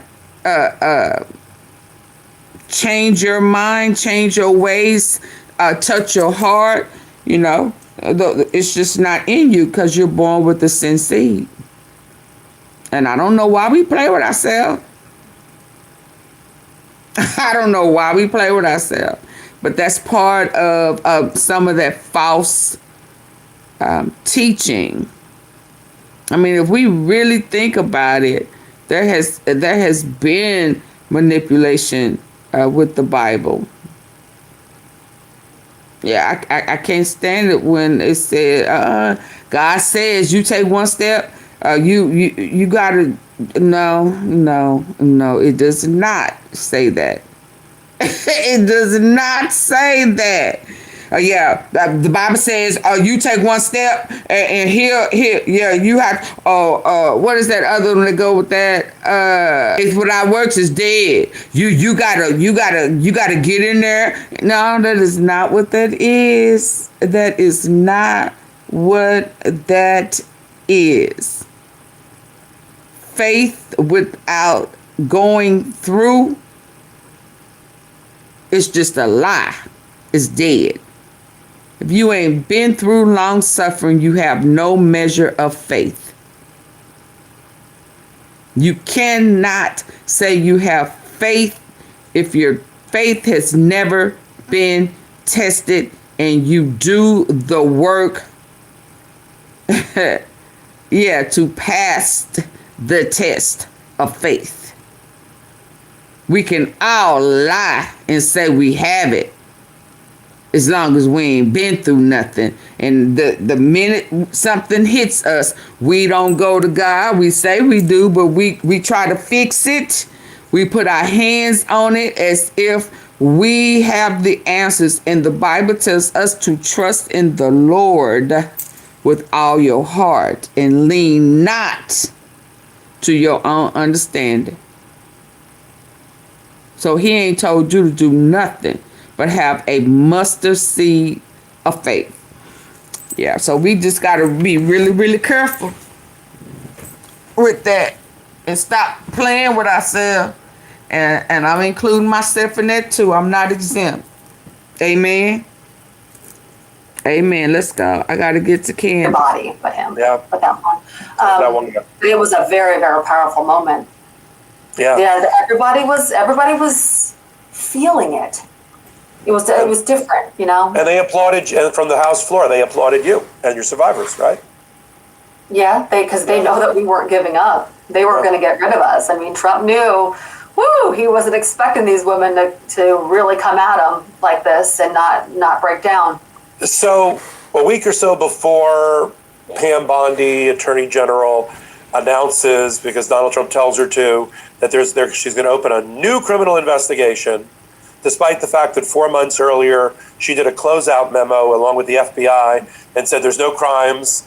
Kash Patel testified under oath to the House and the Senate that there was no other perpetrator of the child sex trafficking or that benefited from him other than Jeffrey Epstein. Even the MAGA congressman, Senator Kennedy, was like, excuse me? That's 4 months ago. Now we're opening up a Southern District of New York prosecution with Jay Clayton, Donald Trump's old golf buddy and head of the SEC, whose law firm is representing Donald Trump in a series of appeals. And he's going to be given the blinder task of only looking at the Epstein files from the non-Donald Trump side, only the Democrats.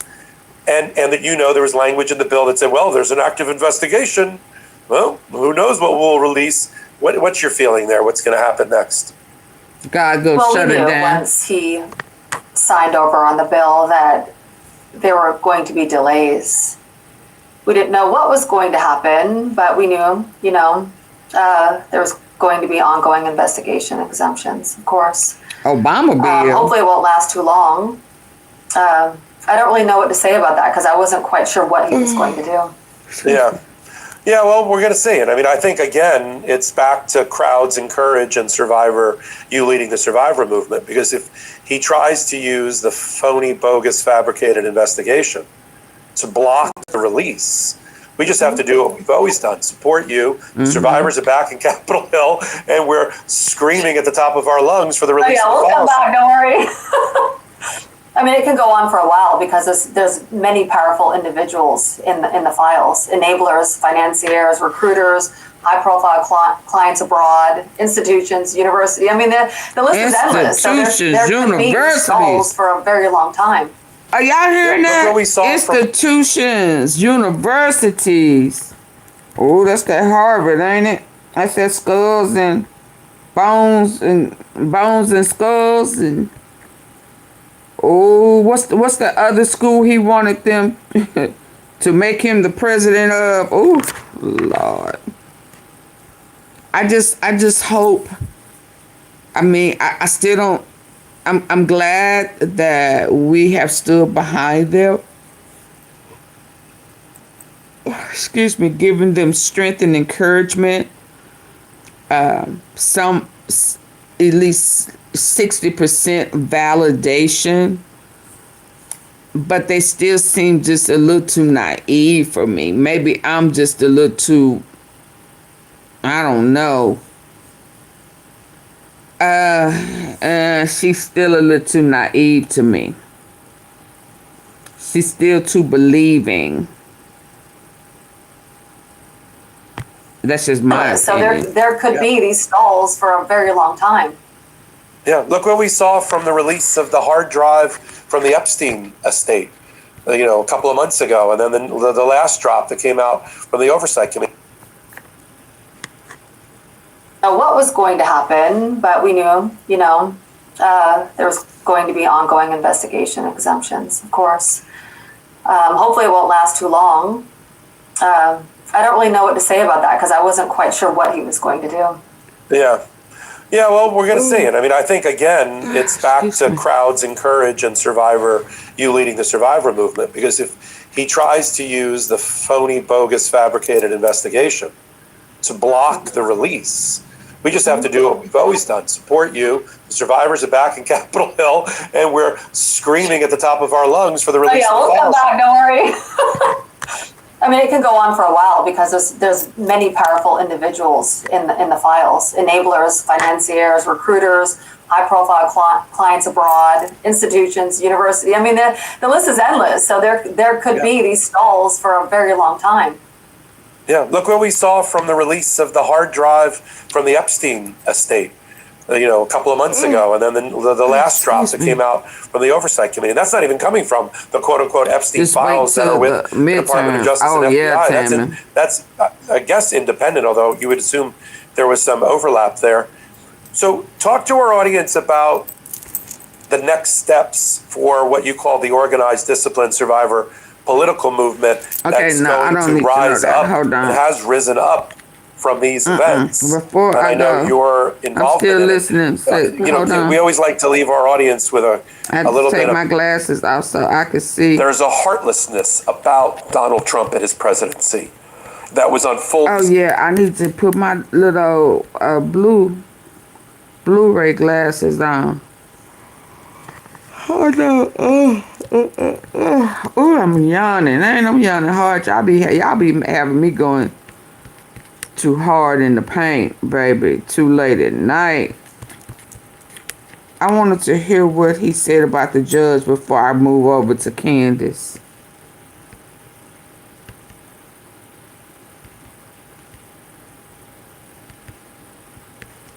Is it under legal?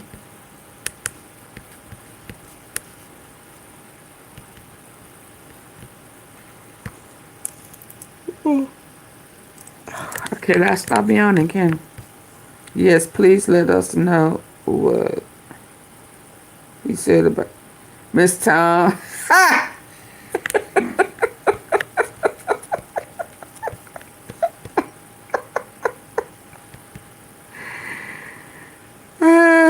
Oh, Lord. Judge Judy? As I've always said, the Epstein cover-up documents, the files, were never with Congress. They never needed a congressional resolution or bill or law. That was just a deflection technique by Donald Trump. The files have always resided in the executive branch run by Donald Trump and his Department of Justice and his FBI.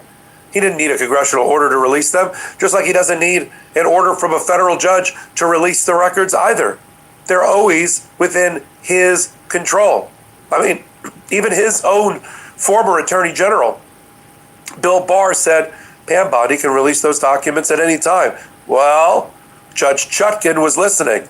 Remember her? She presided over Donald Trump's criminal prosecution about election interference brought by Jack Smith. She's back.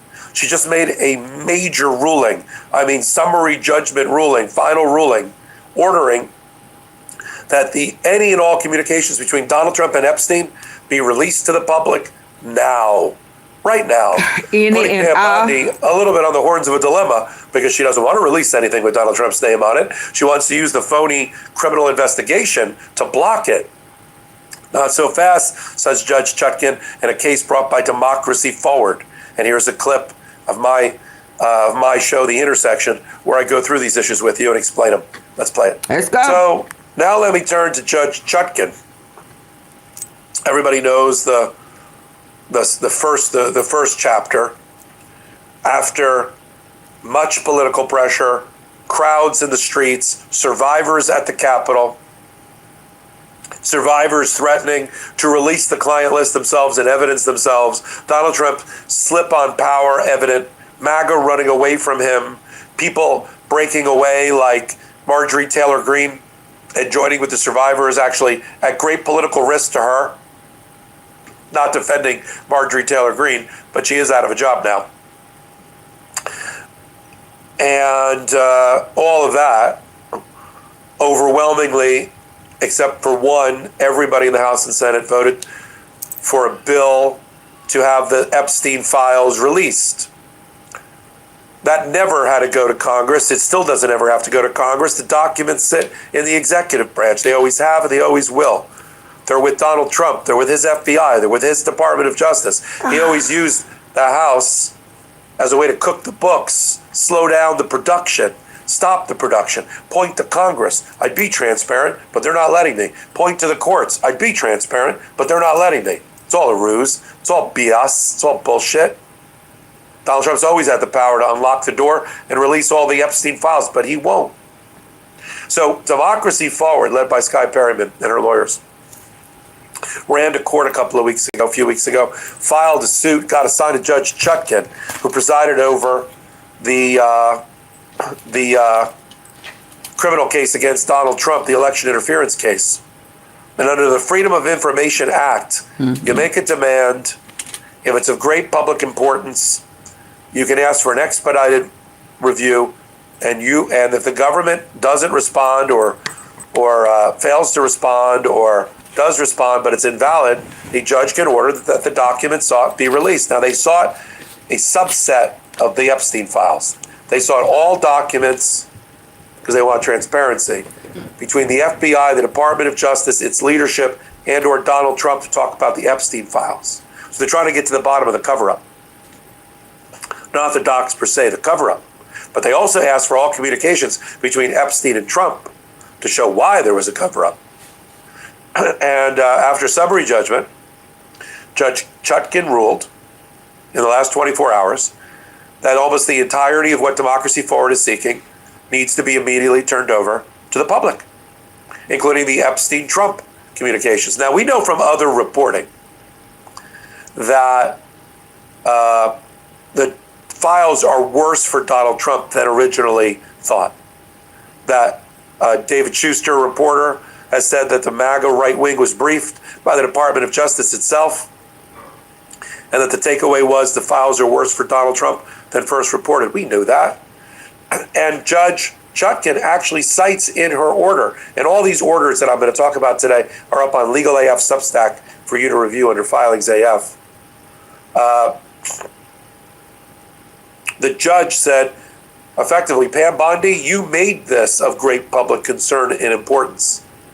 And therefore, based on you flip-flopping, because in February, when the administration first got in, you said you were going to release all the files that were sitting on your desk. And then 4 months later, you said in a closeout memo, there's nothing to see here. There's no crimes. There's no client list. We're closing the file. And then you go off and say you're opening up an active investigation.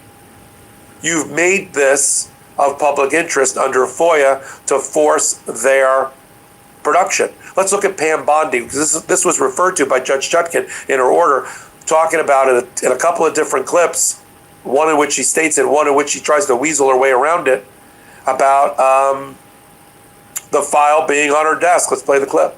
The DOJ may be releasing the list of Jeffrey Epstein's clients? Will that really happen? It's sitting on my desk right now to review. That's been a directive by President Trump. I'm reviewing that. I'm reviewing JFK files, MLK files.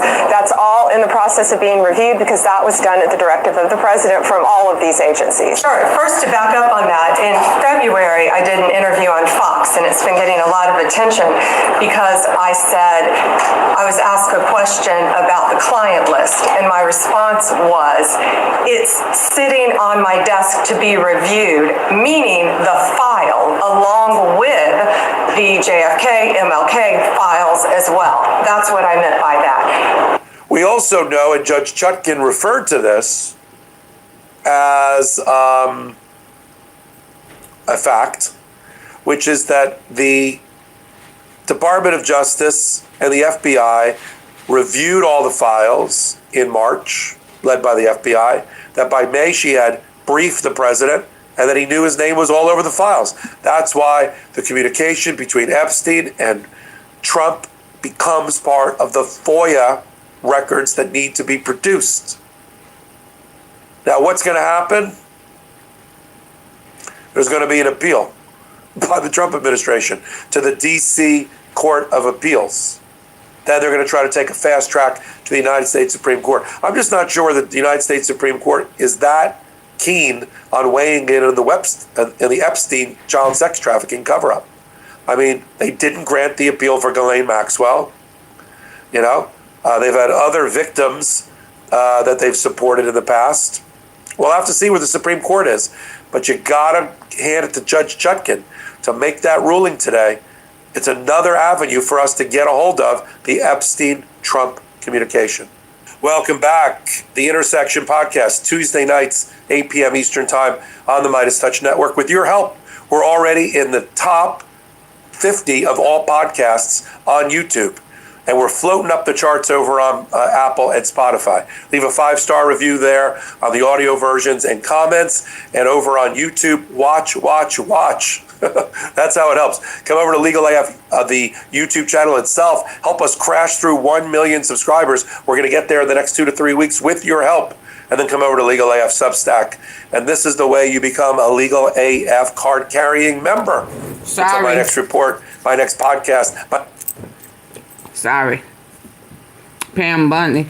Yeah, but they say Patel, both of them in trouble right now. But you never know. Hell, he needs them. So he better, I mean, but they don't know what they're doing. It's just a matter of time.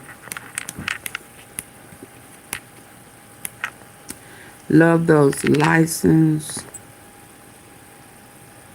What time is it?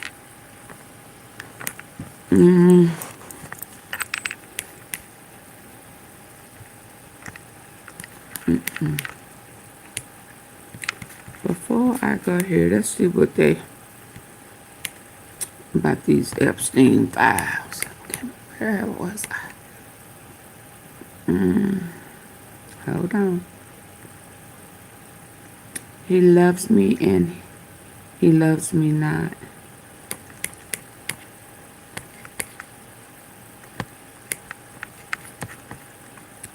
Again, supposed to paint Epstein in a very positive light.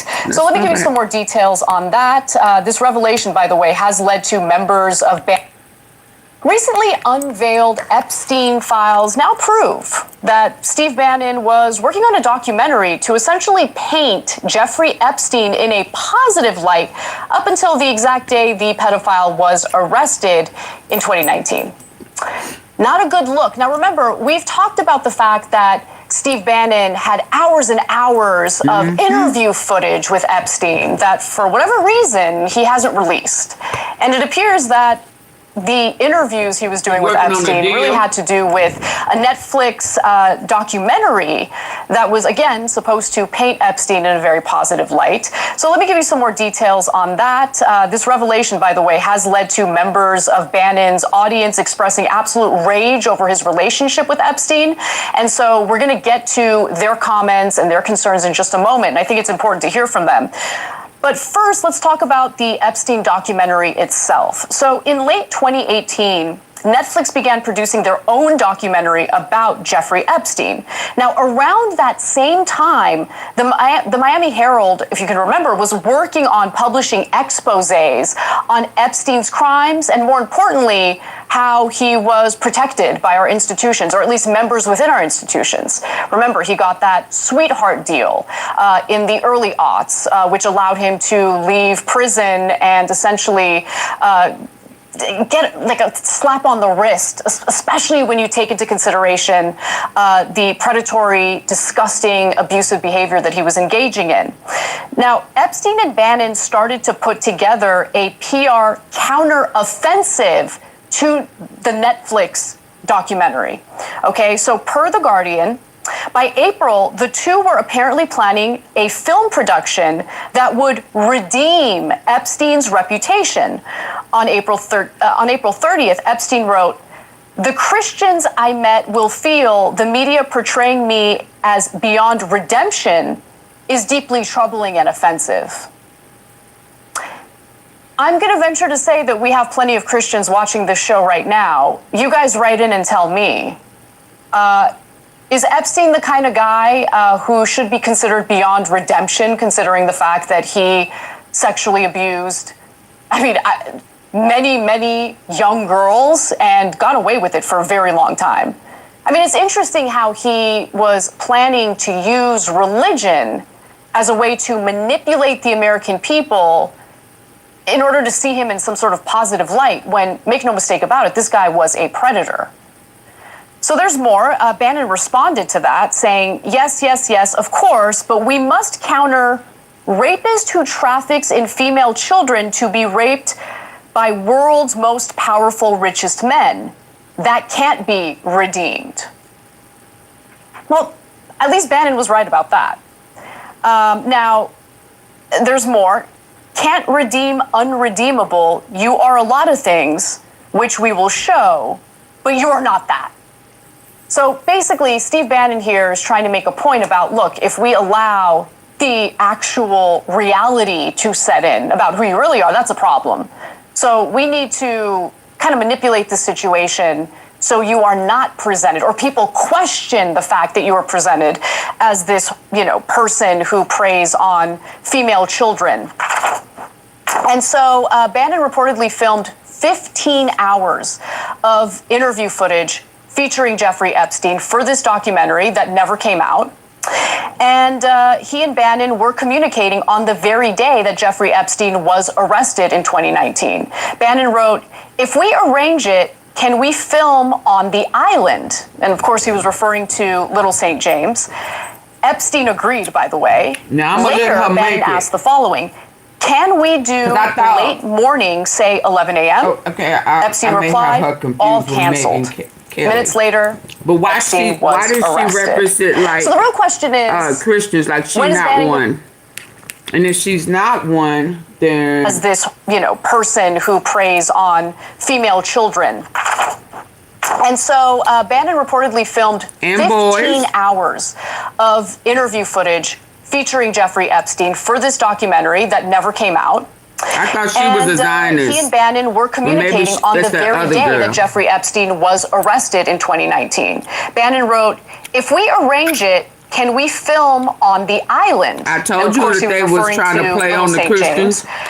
Epstein agreed, How by can the you way. be a Zionist? Later, Bannon asked the irks me that following. they try. Can we do late morning, say 11 a.m.? Epstein replied, Why they deem need Christians so unredeemable, bad? you are a lot of things, which we will show, but you are not that. So basically, Steve Bannon here is trying to make a point about, look, if we allow the actual reality to set in about who you really are, that's a problem. So we need to kind of manipulate the situation so you are not presented, or people question the fact that you are presented as this, person who preys on female children. And so Bannon reportedly filmed 15 hours of interview footage featuring Sam, Jeffrey Epstein for this documentary that never came out. What you mean a plant? And he and Bannon were communicating on the very day that Jeffrey Epstein was arrested in 2019. I don't know Bannon where you're wrote, getting that from. if we arrange it, can we just seem film naive. on the island? And of course, he was referring to Little St. James. Hold up. So you can't then leave. Peach Jola, get your ass up out of here if you can't listen and talk, because I'm going to do what I want to do over here. You don't support my platform? How dare you? Get your ass out of here. I'm going to make it easy for you. Bye. Don't come over here complaining and talking shit. Who you think you are? Yeah. I'm going to give it to you the way I want to give it to you. And if you don't like it, leave. Yeah. You didn't hit my like button. You've not supported the platform. You ain't sent a super chat, super sticker. Not one gem, not one cash app. Yeah, so sit back and shut up. And hit the like button. Later, Bannon asked the following. Can we do late morning, say 11 a.m.? Epstein replied, all canceled. Minutes later, Epstein was arrested. So the real question is, when is Bannon going to release all that footage, the interview that he was essentially... she can be that naive because she is still the same 19-year-old girl that she was when she was violated. Have you been violated before, Sam Sergeant? Have you been violated before?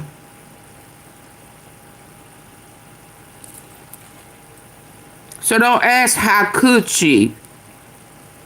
If you ain't never, if you can't imagine being in her shoes, if you haven't, and if you haven't, then just be quiet. Y'all have no empathy. Yeah, I think she's still naive. I think they're still wanting somebody to help them. They've been looking for help for 20 damn years. Now ask Trump, how could he be so nasty and ill, funky, aping kids? That's who you need to ask questions to, Sam. Instead of asking the victims, how dare you? What if that was your mama? Your sister? I know you ain't got no wife. Hopefully you don't have no kids.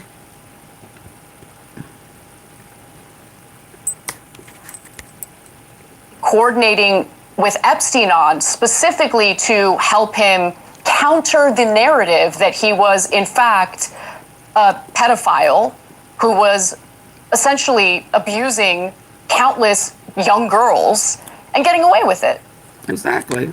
I mean, I think that the release of the Epstein file, but we constantly want to continue to ask the girls. Obviously is incredibly important. And from what we've already seen released, I mean, there have been some massive revelations, many of which, by the way, our corporate media has decided to completely ignore. Anything that ties Jeffrey Epstein to the Israeli government or prominent members of the Israeli government is completely ignored, neglected by our corporate media. Now, this has to do with Steve Bannon, so suddenly there seems to be a little more interest in what the revelations of these files happen to be.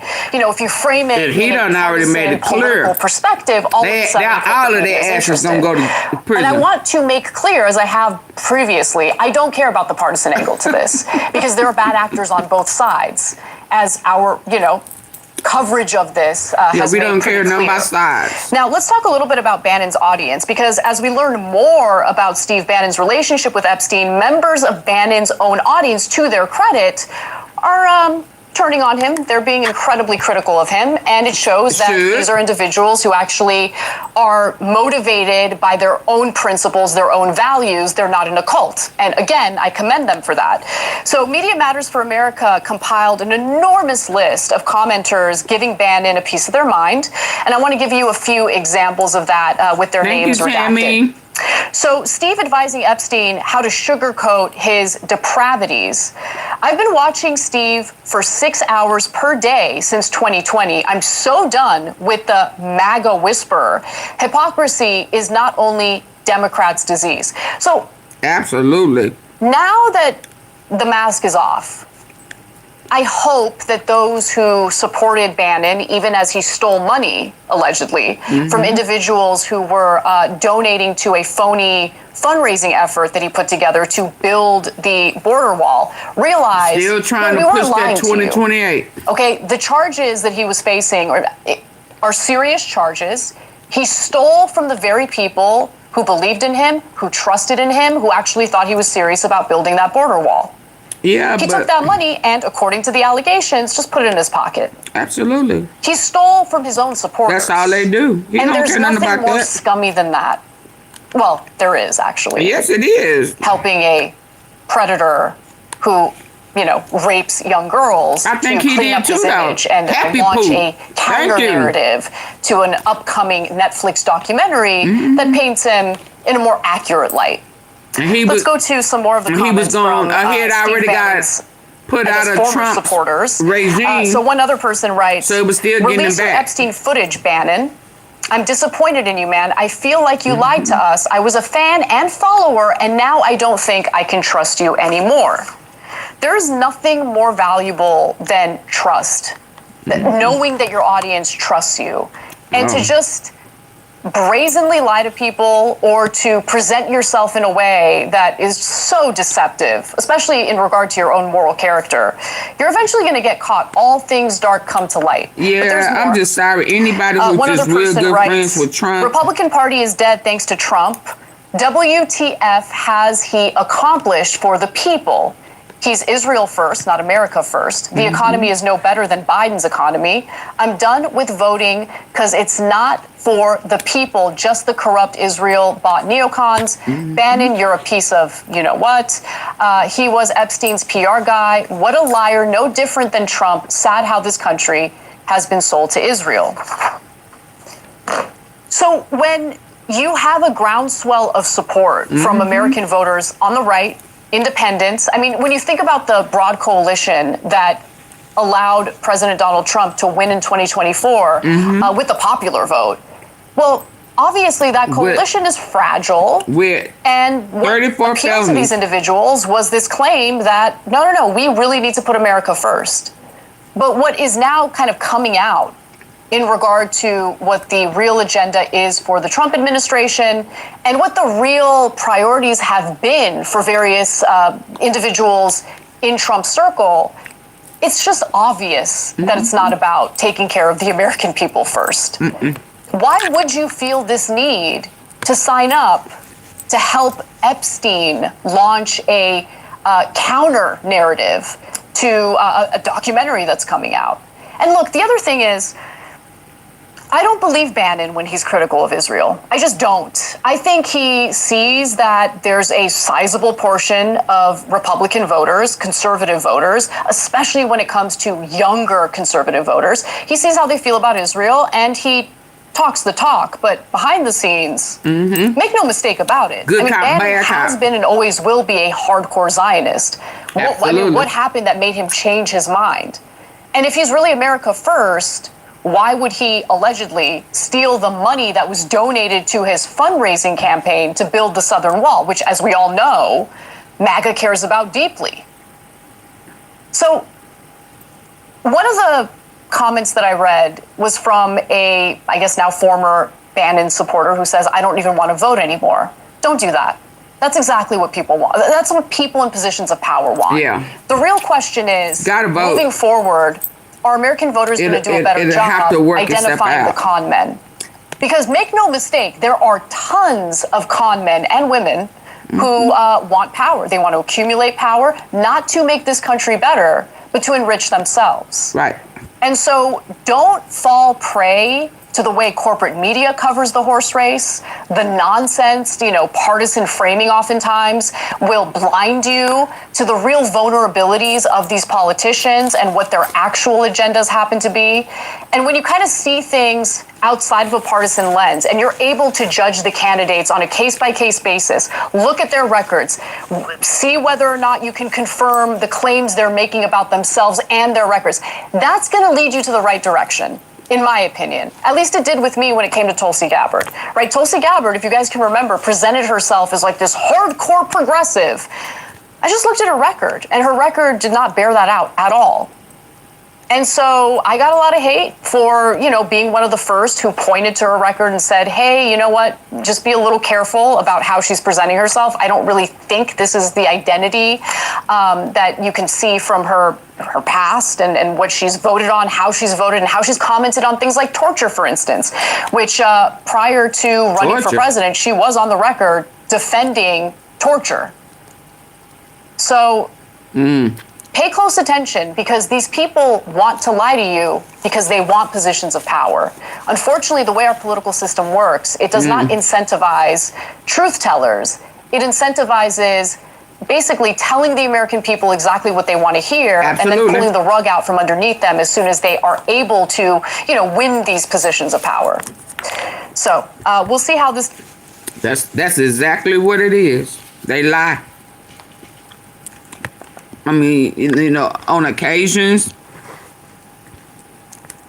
they can run for office or position and have a desire and go in thinking that I'm going to do this, that, and the other, having no idea what the ins and outs of that job really is. You don't know what the prior job holder left that you have to clean up. And then you have to deal with Congress. You're not supposed to just be able to approve things without going through the proper chain of command. They aim to override. What done happened now? Declare the end of matter. The health care. Let me go over here. I think I sent it to myself over here, where it talked about some of the things that came out in the documents, emails, before I get to Candace, because I'm going to end on Candace. Yep, liars, yep. I mean, sometimes you don't know what you're getting yourself into. And, coming behind Trump, Biden had, whether we want to believe it or not, he did pretty decent coming behind Trump, undoing, correcting, trying to figure it out, missing documents, just a whole bunch of stuff. And then on the flip side, y'all can say what y'all want to say about Obama. When all the dust settles, he did a whole lot better job than folk want to give him credit for. The only thing that, and it was wrong for black people to think that he was supposed to come in and just do something for black people. He didn't run on that. He never said that. That has never been I don't want to talk about that. That irks me. That irks me. That we expect for people to do something. I mean, and we. Anyway, I don't want to go. I don't want to go in on that. It's, you know, just trifling people everywhere, and I get that, but then he would not have been doing a good job if he would have just came in just to do something for one race of people. And I'm happy that he did not do that, because if you say you are about equality, you have to provide equality for all people. And that means leave no one out. So shout out to him. It's a whole different texture. I had a young lady in my comments, and she's in her 60s, and she said that she's a grandmother and she is white. And she said she miss President Obama and wish he could come back. I said, me too. Me too. Yes, ma'am. You know, we don't never want to give credit where credit is due. What is that about? Why have we always been like that? We want to always find something wrong. Never give credit. But everybody and their mama, granny and the ancestors, would rather have Obama in office right now over Trump. I bet you that. Let me find it. That I bet you. How much you want to bet?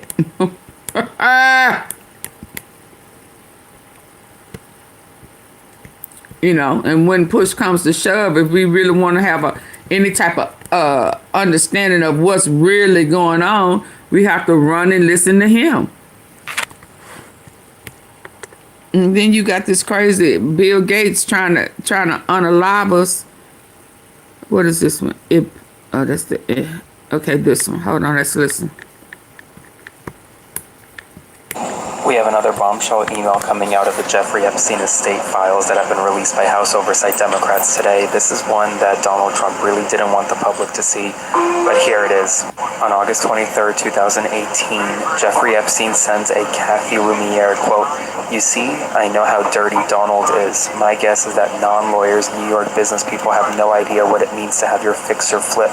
This is referring to they're having a back and forth conversation about Michael Cohen, Donald Trump's former fixer and former lawyer, back in 2018. The steady drip of Epstein documents that we're seeing today is only getting worse for the President of the United States, and he is desperately trying to stop them. And it really seems as though the day of reckoning is coming for the President. Whether or not these files are ever actually fully released from the Justice Department, House Republicans will be on record as soon as this evening, and we'll have more updates soon. I will provide you more updates. Spread the word. Full updates on my Substack linked in bio, so subscribe for free. Follow along, stay up to date on all the news that you need to know about. Much more to come soon. We have another bombshell email coming out of the Jeffrey Epstein estate files that have been released by House Oversight Democrats today. This is one that Donald Trump really didn't want the public to see, but here it is. On August 23rd, 2018, what's his name? Jeffrey Epstein sends a Kathy Lumiere quote, "You see, I know how dirty Donald is. My guess is that non-lawyers, New York business people have no idea what it means to have your fixer flip." This is referring to they're having a back and forth conversation about Michael Cohen, Donald Trump's former fixer and former lawyer, back in 2018. The steady drip of Epstein documents that we're seeing today is only getting worse for the President of the United States, and he is desperately trying to stop them. And it really seems as though the day of reckoning is coming for the President, whether or not these files are ever actually fully...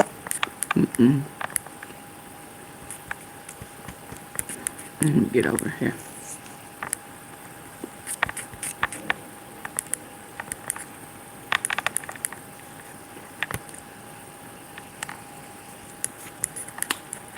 So 13 hours ago, hold on.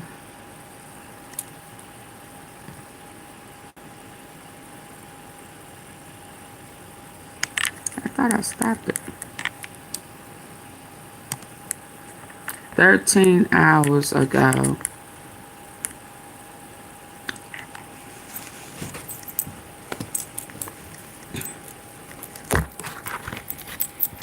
There was an update on Candace. Major break. And y'all see this?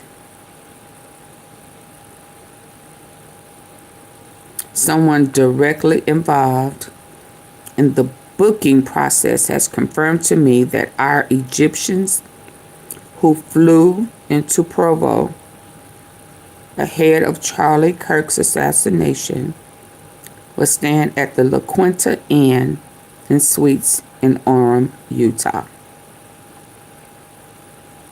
Oh, wow.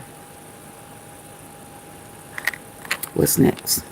She getting so she's still, you know, people saying no, she's still moving, she's still working, and she's still getting intel. So this is the University Parkway location. Hold on, let me get to the next one.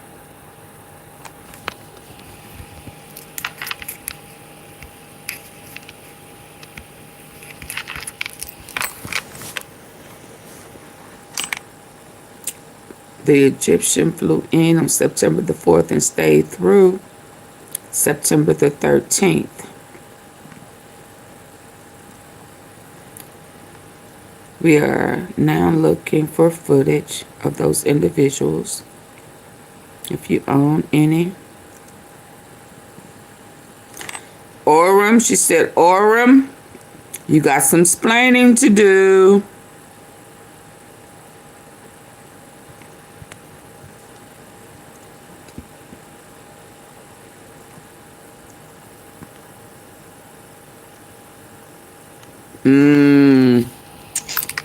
What's this one?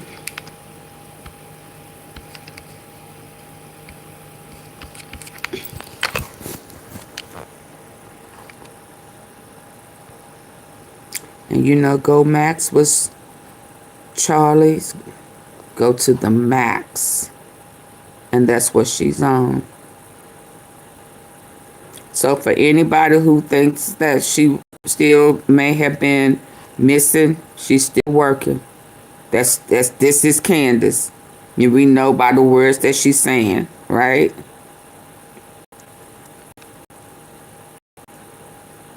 But a lot of people now believes every word that she's saying, even about Brigitte. Shout out to Candace. Shout out to Candace Owens again. Man, I can't stand when I hear people repeat what I say about everybody should want to have a friend like Candace. They now using that for trifling people. Oh, Lord. I almost threw up.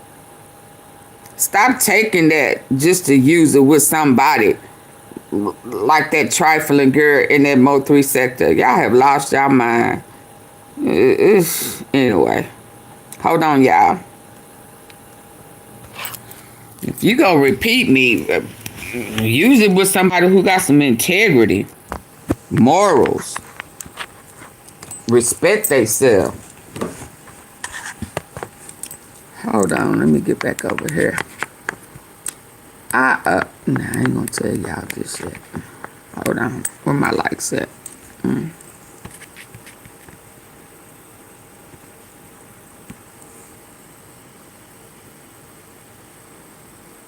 And subscribe.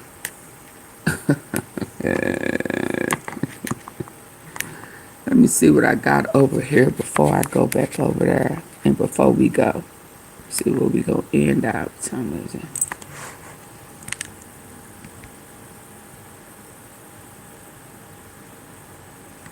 Oh yeah. Let's see this.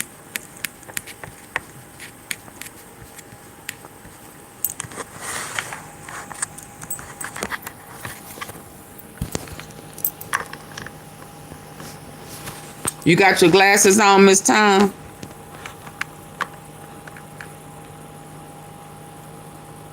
Holy. It's Turning Point USA Insider. Charlie Kirk was about to prove Epstein is alive and living in Israel.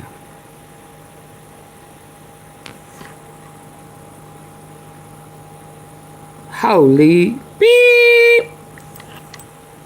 I can see that.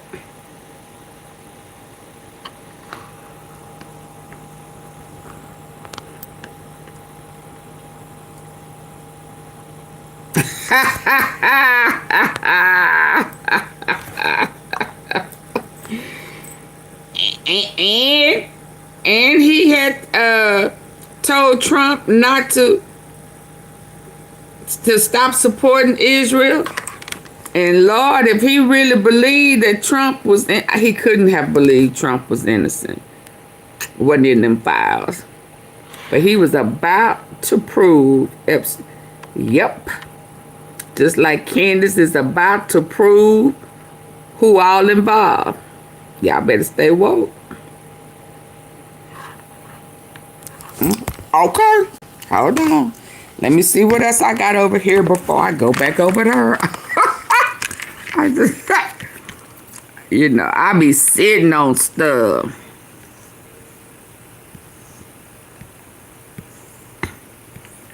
It's midnight. Yeah, happy gobble, gobble.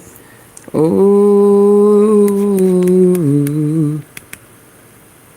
Thank you, Tammy, for the flowers.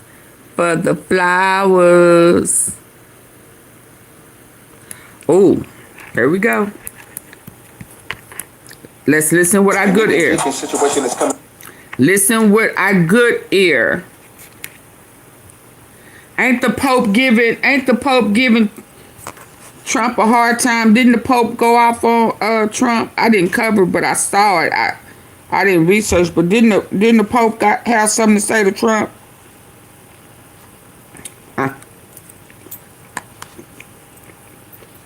Cause we knew back in the day, the rabbis and them nuns who wasn't getting none. Oh, y'all do know I told that to a nun one time.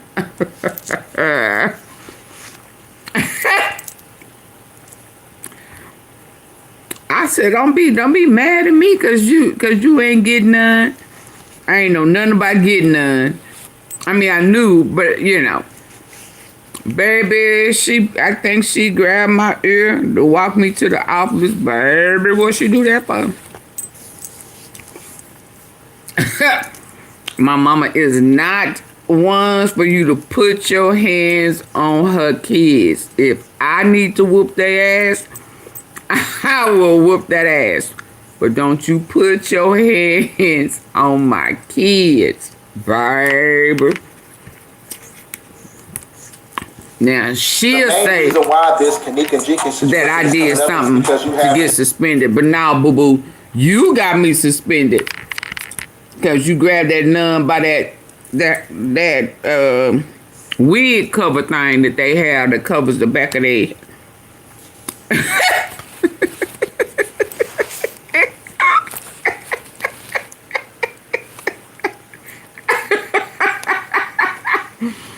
Lord, I don't know why I remember that. Let's listen, y'all. Let's listen what I got there. The main reason why this Kanika Jenkins situation is coming up is because you have a manipulation within the corporate legal fiction of the black budget government that controls the economic system by way of organ harvesting, human trafficking, and drug trafficking, which gets the funding from the Caritas International Networking System, which is controlled by the Vatican, who funds the Gambino family and the cartels. You go down the rabbit hole, it's going to lead you to the corporations, and the corporations are going to lead you to human trafficking, because everything within the infrastructure of Western civilization is built on genetic self-preservation by way of eugenics. Now, when you tap into your mental and spiritual fortitude, you will know that the oligarchy only gave Kanika Jenkins' mom $3.5 million because it was hush money. It was hush money because the great majority of the trafficking is facilitated by the Gambino family, who controls the hotels, who gets the funding from the Vatican. Rockefellers. Also funding the cartels. It's the Rockefellers. So if you would have brought down this whole Kanika Jenkins situation, you would have brought down the whole regime of the deep state shadow government and the trafficking industry. So with that being said, if human trafficking and organ harvesting was to be exposed in totality, it would basically eradicate the economic system from an international standpoint, because the whole hedonistic concept of westernized culture is based in Canaanite culture, which is based on human trafficking. So this is why they hide it so much, because they want to keep this system going, but it has to fall. Yeah. The main reason why it's been going on for how long? It's coming up is because you have it's been going on for a long time. Fiction of the black budget government that controls the economic system by way of organ harvesting, human trafficking, and drug trafficking, which gets the funding from the Caritas International Networking System. He's beginning the Rothschilds and the Rockefellers, though. Family and the cartels. You go down the rabbit hole, it's going to lead you to the corporations, and the corporations are going to lead you to human trafficking, because everything within the infrastructure of Western civilization is built on genetic self-preservation by way of eugenics. Now, when you tap into your mental and spiritual fortitude, you will know that the oligarchy only gave Kanika Jenkins' mom $3.5 million because it was hush money.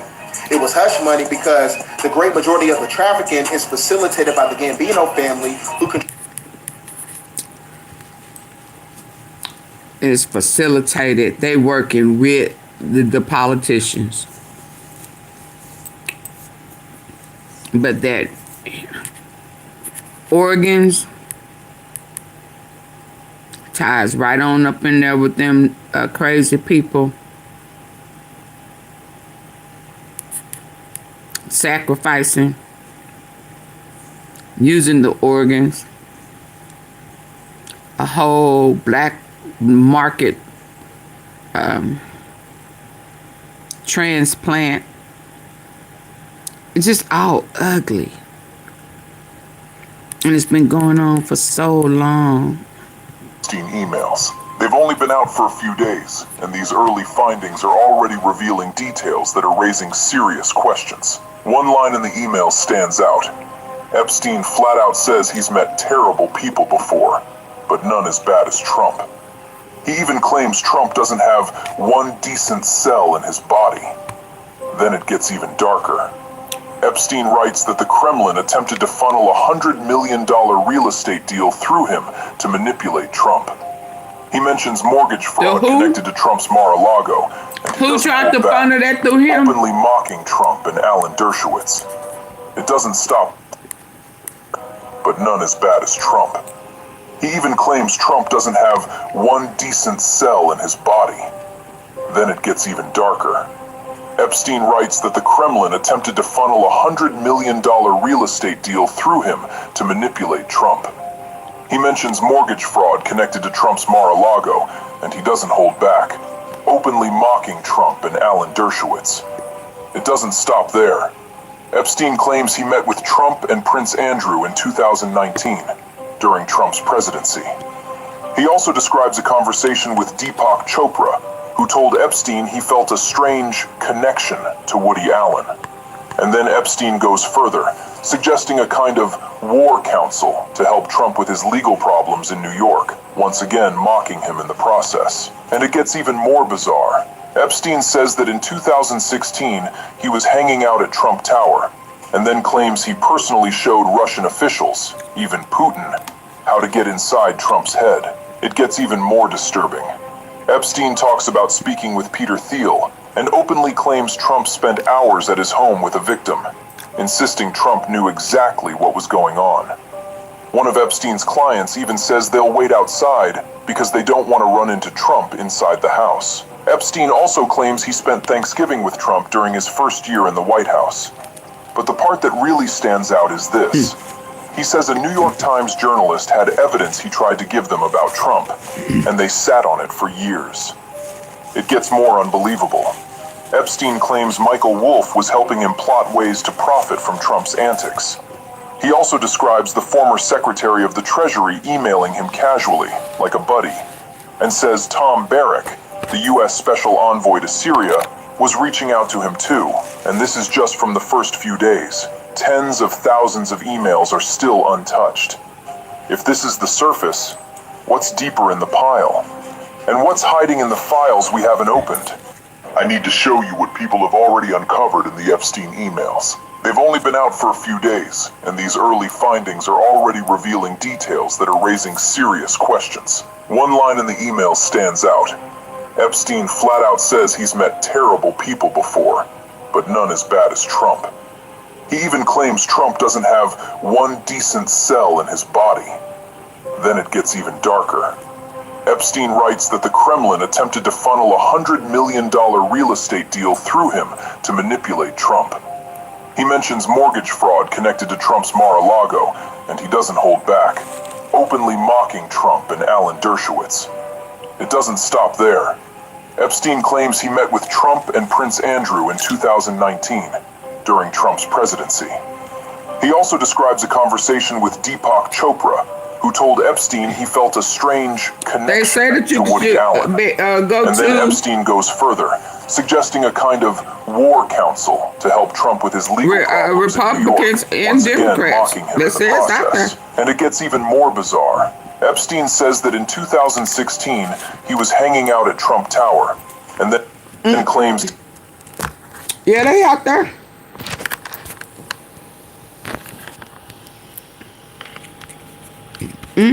I mean, we've seen the paperwork, but am I gonna go digging for it like that?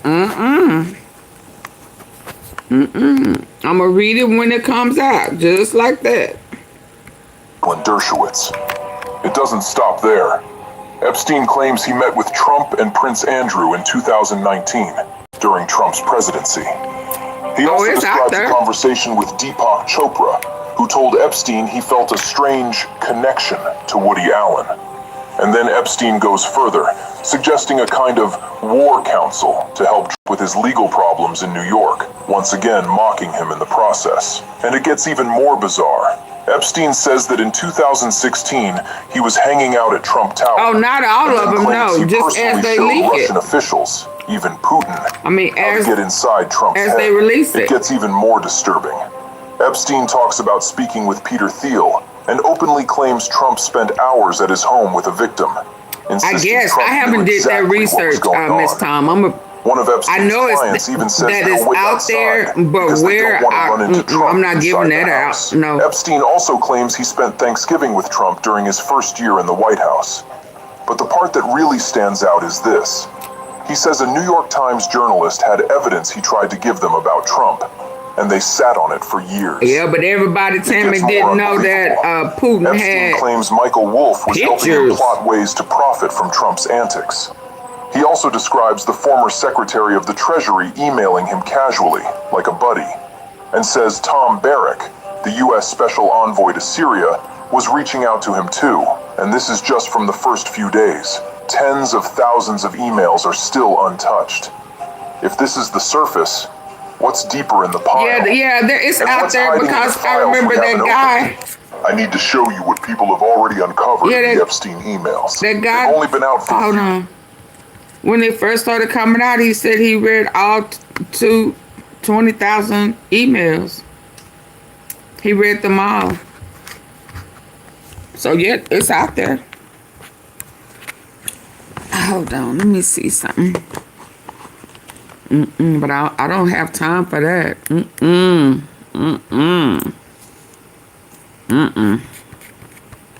But yes, they are out there, all of them.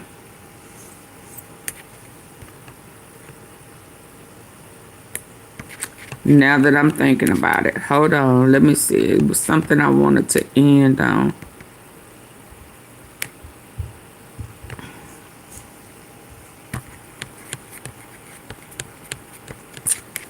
Bannon. Yeah, at that point, they was going to try to both backdoor Trump. He had already blackmailed him. I had tried to anyway, and was waiting on him to respond.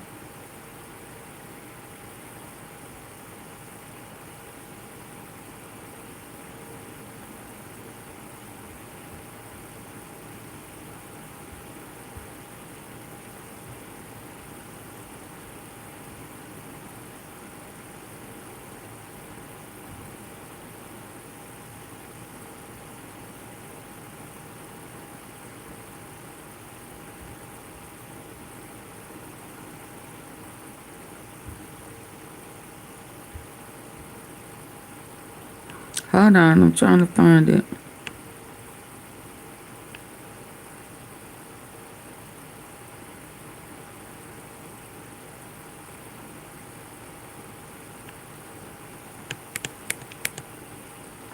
I didn't listen. And it changes everything. What Department of Justice leak? Let's listen. What time is it? I haven't listened to it. And this is somebody I typically don't. But let's hear what he talked about.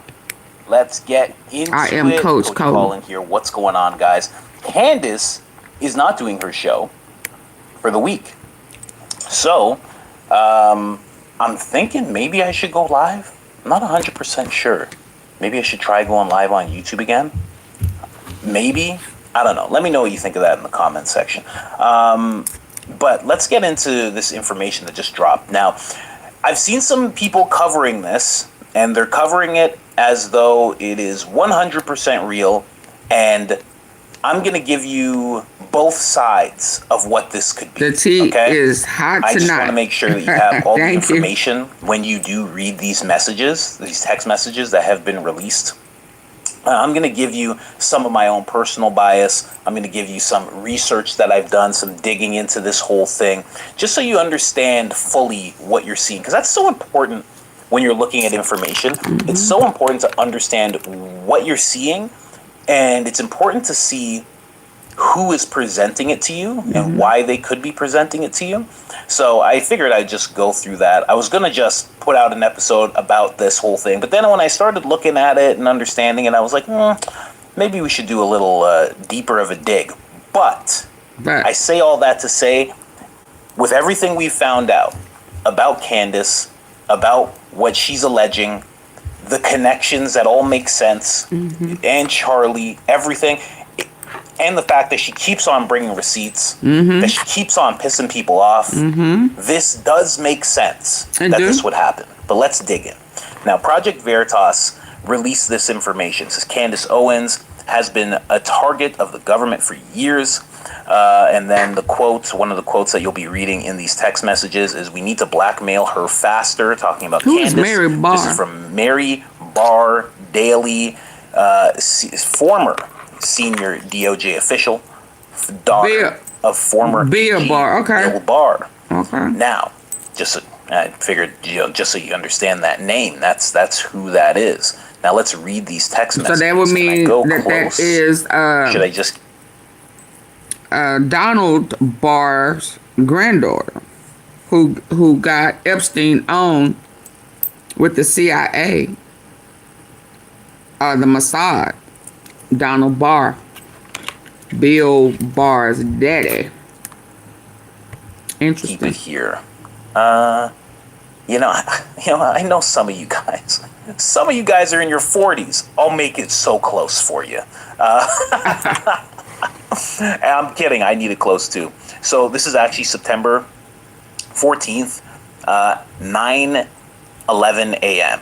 That's weird. Didn't really realize that. So I need you to start working on the blank, a big old blank here. We don't know what that is. And Candace Owens' case. Person says question mark. Then they say Armstrong will give you commands, but we need to focus on black and blank again. Don't know who that could be. It's even shorter. Work with Armstrong on this. Send some girls to secure him. He's an easy target. The harder one is Candace, right? She's very resistant. Must be Charlie Kirk. Gather the group to come up with a good strategy, but don't waste time. For blank, it would be good to have something we could use to put him in jail. Oh, wow. Oh. I think just because of how short it is, you notice the shortness of it? Charlie? I wonder who else was ticking them off at that time. Charlie. September 14th, 2021. I wonder who else was ticking them off. That's because when I see how close it, how short it is, well, the first thing I think of is the Prez, the big Prez, right? That's what I think of. You know which Prez I'm talking about, right? You know. Donald. You know who I'm talking about, right? You know, right? That's who I think that is, because it's just so small. 2021. Like, what name could fit that small? Charlie. You could go Kirk, but what was Kirk really doing at that time that was ticking them off? Let me know in the comments if you can think of that. My thought is the Prez, 100%. Now it says black and blank. I don't know who Black is. If you could figure out who Black is, please let me know. Oh, interesting. Yeah, you can email, everything like that. And then the person says at the end, I don't want to be on that. So they're just like straight up, no, not me, please. Then another next text message on the 15th, 10:23 a.m. Have you been working on the issue with Candace Owens? We need to blackmail her faster. Now, Kalkik has been very affected. Tell Armstrong to send the photographer to follow her and also follow her husband. Now, who they're talking about is Candace there. Follow Candace, follow her husband. AW want to know if they need to focus on Candace or blank. They said Candace first. Again, I am so angry at her. Let me just move this over so you can see it completely. I'm so angry at her that I can't stop thinking. If the things she says about Kalkik are taken seriously, they will investigate the use of the money in the election campaign. We have to bring out material to destroy her reputation before she gets us.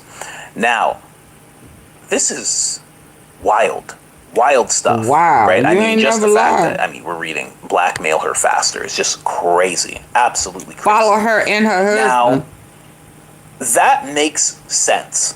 Candace ticks a lot of people off. And in fact, as much as there's a certain side of people who say Candace and Charlie had no connection, they had a connection of when you really, and I always thought this about listening to interviews with Charlie, because I would always watch him on other people's interviews because they would dig deeper into his faith and what he believed.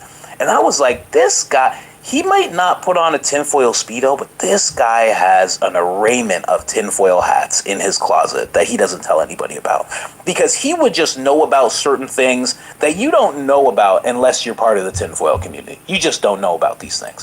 And he would talk, there's certain things he would touch on, but then also on his show, he would talk about certain things, whether it was Jeff, whether like everything that Jeff and Jeff's connection to, Philadelphia, he was touching on some real, France and everything there. He was touching on some really serious things in a really Candace type of way when you would watch his show at times. He would go off. So I just wonder who Candace was ticking off here. But I wanted to blackmail her and I did her a little digging into who this lady was. Maybe you knew who Kalkik was, but I didn't know. So this is Kalkik. Kimberly Kalkik, live. Weekdays, 9 to noon. So this is her. Former GOP congressional nominee. Endorsed by Prez. Radio talk show host at whatever that is, WCBM 680. Podcast on Watch We the Free. Never heard of any of these things, but this is her. And I was looking into it. I'm like, who is this lady? And then I started seeing this lady's replies, because that's what I had to dig into to really understand who she was. And it's just part of the process. So I started seeing some of her replies, reposts. Absolutely, she said the same thing about the prime minister, how the prime minister misrepresented the letter Charlie wrote him. The PM then went on Fox and read the letter. Candace Owens lied. The prime minister told the truth. That's that was a lie. And this was in a response to someone saying, can you point out specific examples where she cried wolf? Are you saying she's lying? If so, etc., etc. So they were asking for proof. She produced this as proof that Candace lied. If you read that letter from front to back, it's not exactly a love letter to the Philadelphia PM there. It's not exactly a love letter to that guy. the Philadelphia Prime Minister. It's more of a plea to do things better, and you need help with your PR. Yeah, you. And honestly, he did the same thing with Gavin Newsom. Honestly, he actually, Charlie, I'm talking about, he told Gavin Newsom the same type of stuff. He's like, your methods are terrible. You guys don't know what you're doing. And actually, and I was really upset with Charlie for this, because after he met with Gavin Newsom, sat down with him, was the first guest on his podcast, Gavin Newsom started tweeting good. Like, Gavin tweets pretty solid stuff. He's going at Rogan, he's going at the Prez. Like, he's good at the social game now. Because Charlie taught him that he needs to have people in place who are younger, and they need to actually make movement where it matters.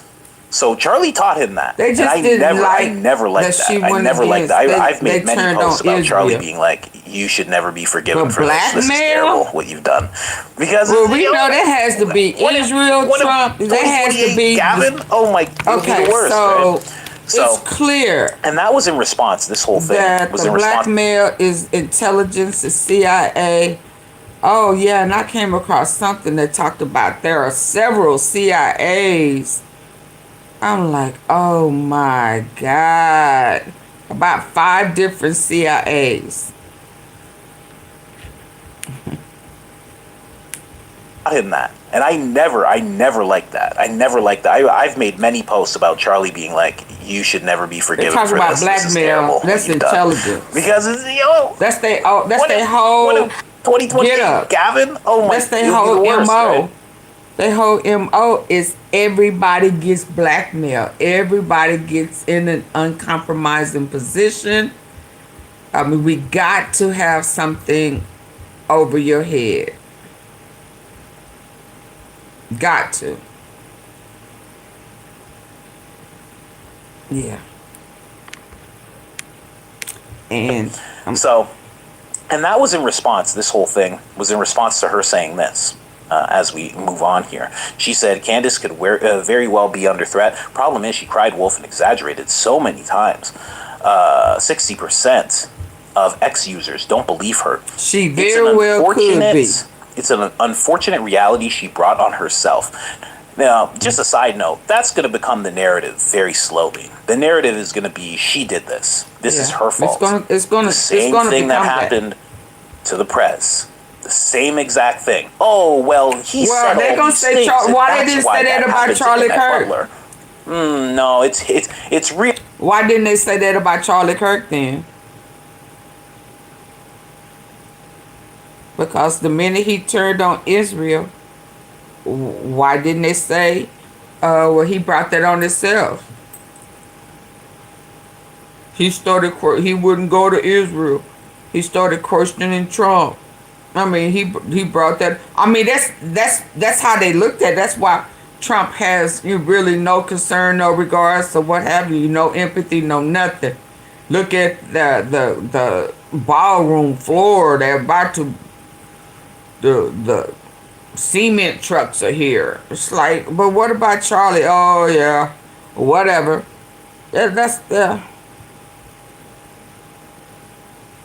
once he realized he can't make no money off of you, or your purpose is done. You didn't keep your mouth shut, or whatever. It's a wrap. So why did they not say that about him? Why? Because y'all did it. Y'all took him out. Just like y'all did JFK and MLK. Yeah. But that's how people are, though. Especially when you go against, the movement. I can't help but to believe that everybody, black, white, red, blue, left or right, who is with pro-Israel, with this genocide, what about your karma? So it makes me think that all of them are Zionists.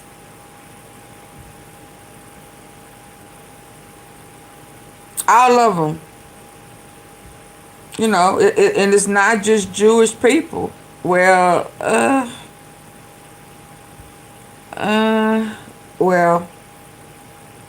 the Jewish Zionists. I believe any and everybody who goes along with them understand them, rock with it, I think that, yeah, you're not a Christian. And you're not a believer in Jesus Christ. There's just no way. There is just no way you can validate that. None. Or you just a part of a cult, and you don't walk your ass in and you can't get out. But only way by death. So, if you in this Zionist mess, it is devil worshiping. I don't know what you think it is. The little research I did, I picked up on that really, really quick. And you can't say, oh, but I don't do that part of it. No, boo. It's a whole package. It's a whole package. You can't say that you only rock with certain parts of Zionism, with them sacrificing, babies and babies. I was watching something in their Bible. It gave permission to sleep with babies. I gotta find it so y'all can hear it. But it gave permission for that. And raping women. And I think the age that's in their Bible is 2. Yeah. No. So anybody who play with that, I don't know how to process that. You can't be lukewarm like that. Not playing with the devil. Not sacrificing. Going to the grove. I mean, you may not go to the grove. They may have other playgrounds, but what we saw at Bohemian Grove, Epstein Island, no. Let's go. I'm sleepy. Really his fault. That same thing is happening with Candace. And that same thing happened with Charlie. People were producing all sorts of tweets and examples of why this happened to Charlie, when it was actually Charlie's fault that this whole thing happened. Absolutely ridiculous.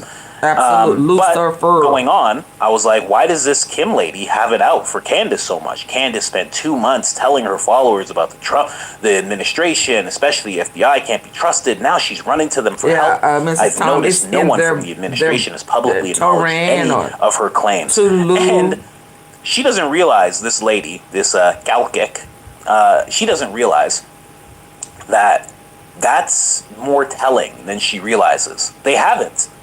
I said it on yesterday's episode. They did that for Benny Johnson. For Benny Johnson, they had no problem. They had a press conference. Why does this Kim lady have it out for Candace so much? Candace spent 2 months telling her followers about the is happening with Candace. And that same thing happened with Charlie. People were producing all sorts of tweets and examples of why this happened to Charlie, when it was actually Charlie's fault that this whole thing happened. Absolutely ridiculous.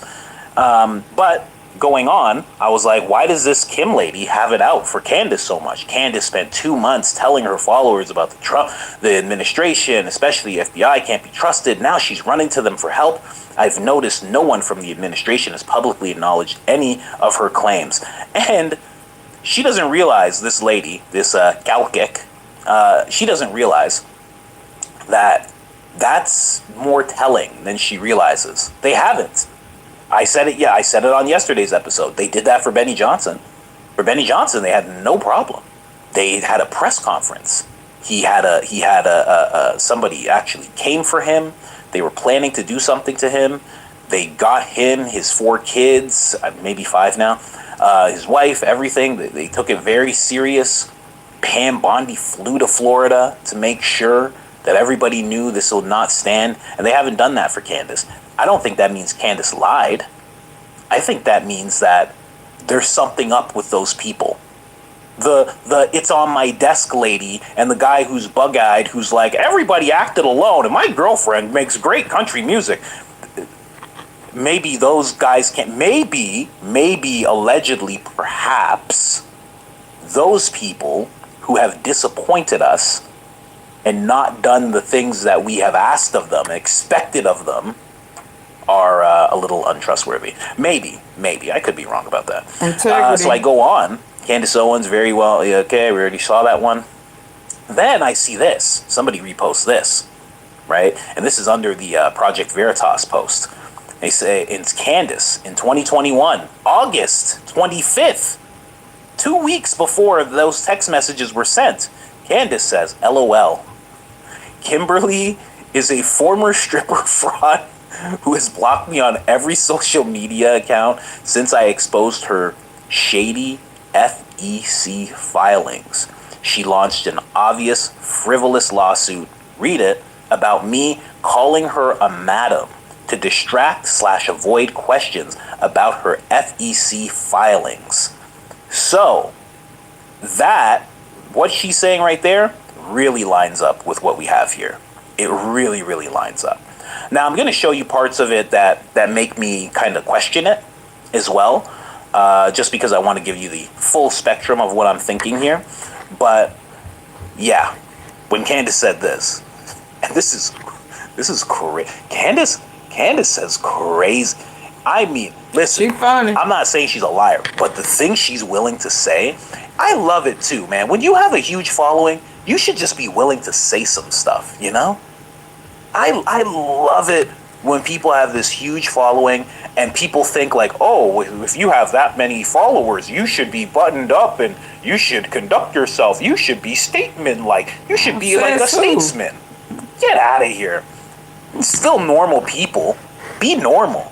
Yeah, it's the worst when you see someone who's like, well, I mean, the platform is now bigger, so we should operate a little differently. No, don't start doing that. Yeah. You know what I mean? I had to tell somebody that too. She says that. I'm going to say she said more. Should I read this? Whatever, Candace doesn't swear, it's fine.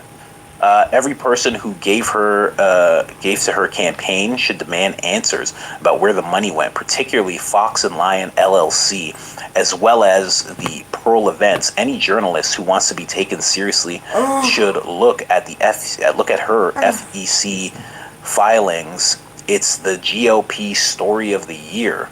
Whoa, okay. Then she went on to say more. In case you are missing the guts of this story, you can start here. She is also frivolously suing journalists who investigate this video, and I determined I was telling the truth. TikTok, Kimberly. So there is something to these text messages. They say that Calkick is so affected by this, and this is why, because Candace is going hard. Let's see what this is. I might have to blur something, given the subject matter she's talking about. Let's see. Let's. What is this? Oh, it's not there anymore. I wish it was still there. Okay, it's not there anymore. But we press on. So, this is why Kimberly, not just what Candace was saying, but this is also why Kimberly doesn't like Candace anymore. Or like at all, remotely. Candace Owens wins $150,000 against black conservative Kimberly Calkick, who sued her for defamation. Oh, wow. So that ended up happening. This is just a one-pager here, but it basically just says Candace Owens emerged victorious in a lawsuit that was filed against her by Kimberly Calkick. Yeah, please hit the like button. The controversial author for $20 million in the summer of 2021. Oh, wow. Wow. According to Law and Crime, in addition, Owens winning the lawsuit, Calkick must pay a judgment of $115,000 to the Daily Wire host. She's a Daily Wire host at that time? Cool. The lawsuit was dismissed with prejudice in December. The judgment amount is inclusive of all claims for attorney fees. Wow. Very, very interesting. So, there is a beef there. There is a beef there. So now, this actually makes a whole lot of sense. Yeah, this person, whoever this is, they're saying that it's Bill Barr's daughter. Calkick was very affected they did have to move fast on this. It seems they didn't want to be investigated at all. Candace was the one that you have to focus on, because if we're at September 15th, and Candace said all this at the end of August, you got to get moving. You got to get moving ASAP to make sure that Candace is silent, right? So now we get into the part where I start to question it. So this is the first part I questioned here. So I'm seeing this number, right? And I'm seeing that it's a 971 number. And I see that, and I know all about that. That's New York. That's Brooklyn. That's Bronx. That's Queens. That's a New York. That's a New York number, is what I'm saying. So I was like, is this person from New York? So I started doing some digging here. And I wanted to know, where is she from? So she's not from New York, right? Parents are Bill Barr, Christine, blah, blah, blah. She earned her bachelor's, blah, blah, blah. So she's not exactly from New York. At this point, it's telling me that she's American, and that's not what I'm asking, so I have to dig deeper. And I said, what state did she work in when she was DOJ? And they say she worked in Virginia and Washington, D.C. during her time with the Department of Justice. She served as a federal prosecutor in Virginia, handling cases, and later worked in Washington, D.C. as the DOJ's VAT coordinator. That sounds like a wild job. What a wild job description that is. Was she born in New York? No. I'm trying to figure out why this lady would have a New York number. That's what I'm trying to figure out. No. She was not born in New York. She was born in 1979, grew up in Maryland. Her parents are Christine Barr and William Barr. While she worked as an assistant U.S. attorney in the Eastern District of New York for over 4 years, her birthplace is not New York. So she did work in New York, right? Mm-hmm. Then I went, what years did she work in New York? Well, she worked in New York from 2003 to 2007. She was working that role. She married Michael Daly May 12th, 2007, as noted in her New York Times wedding announcement, which, now I'm thinking, hold on, Michael Daly. Can I just look this person up quickly? Let me look up Michael Daly really quick. Okay. Can I ask a question about Michael Daly? You're giving me a lot of information, and none of it is what I'm looking for. Can I ask a follow-up question? Is Michael, this might answer my question, Daly from New York? Let me see this. Just a quick impromptu. Yes! Oh! Okay. Wait a second. What? Who is this? Wait a second. No, this is the wrong Michael Daly. This has to be the wrong Michael Daly, obviously, 1924. I'm asking about Michael Daly. Michael Daly. Is that the right spelling? No, I spelled F Daly. Michael Daly, who is married to, what was her name? Mary Daly Barr. Sorry guys, a little impromptu research here. Let's see this. Yes, Michael Daly is from Brooklyn, New York. Oh, okay. So that makes sense. So this was one of the reasons I was questioning it. Okay, so she did work in New York from 03 to 07. She marries Michael in 07. He's from New York.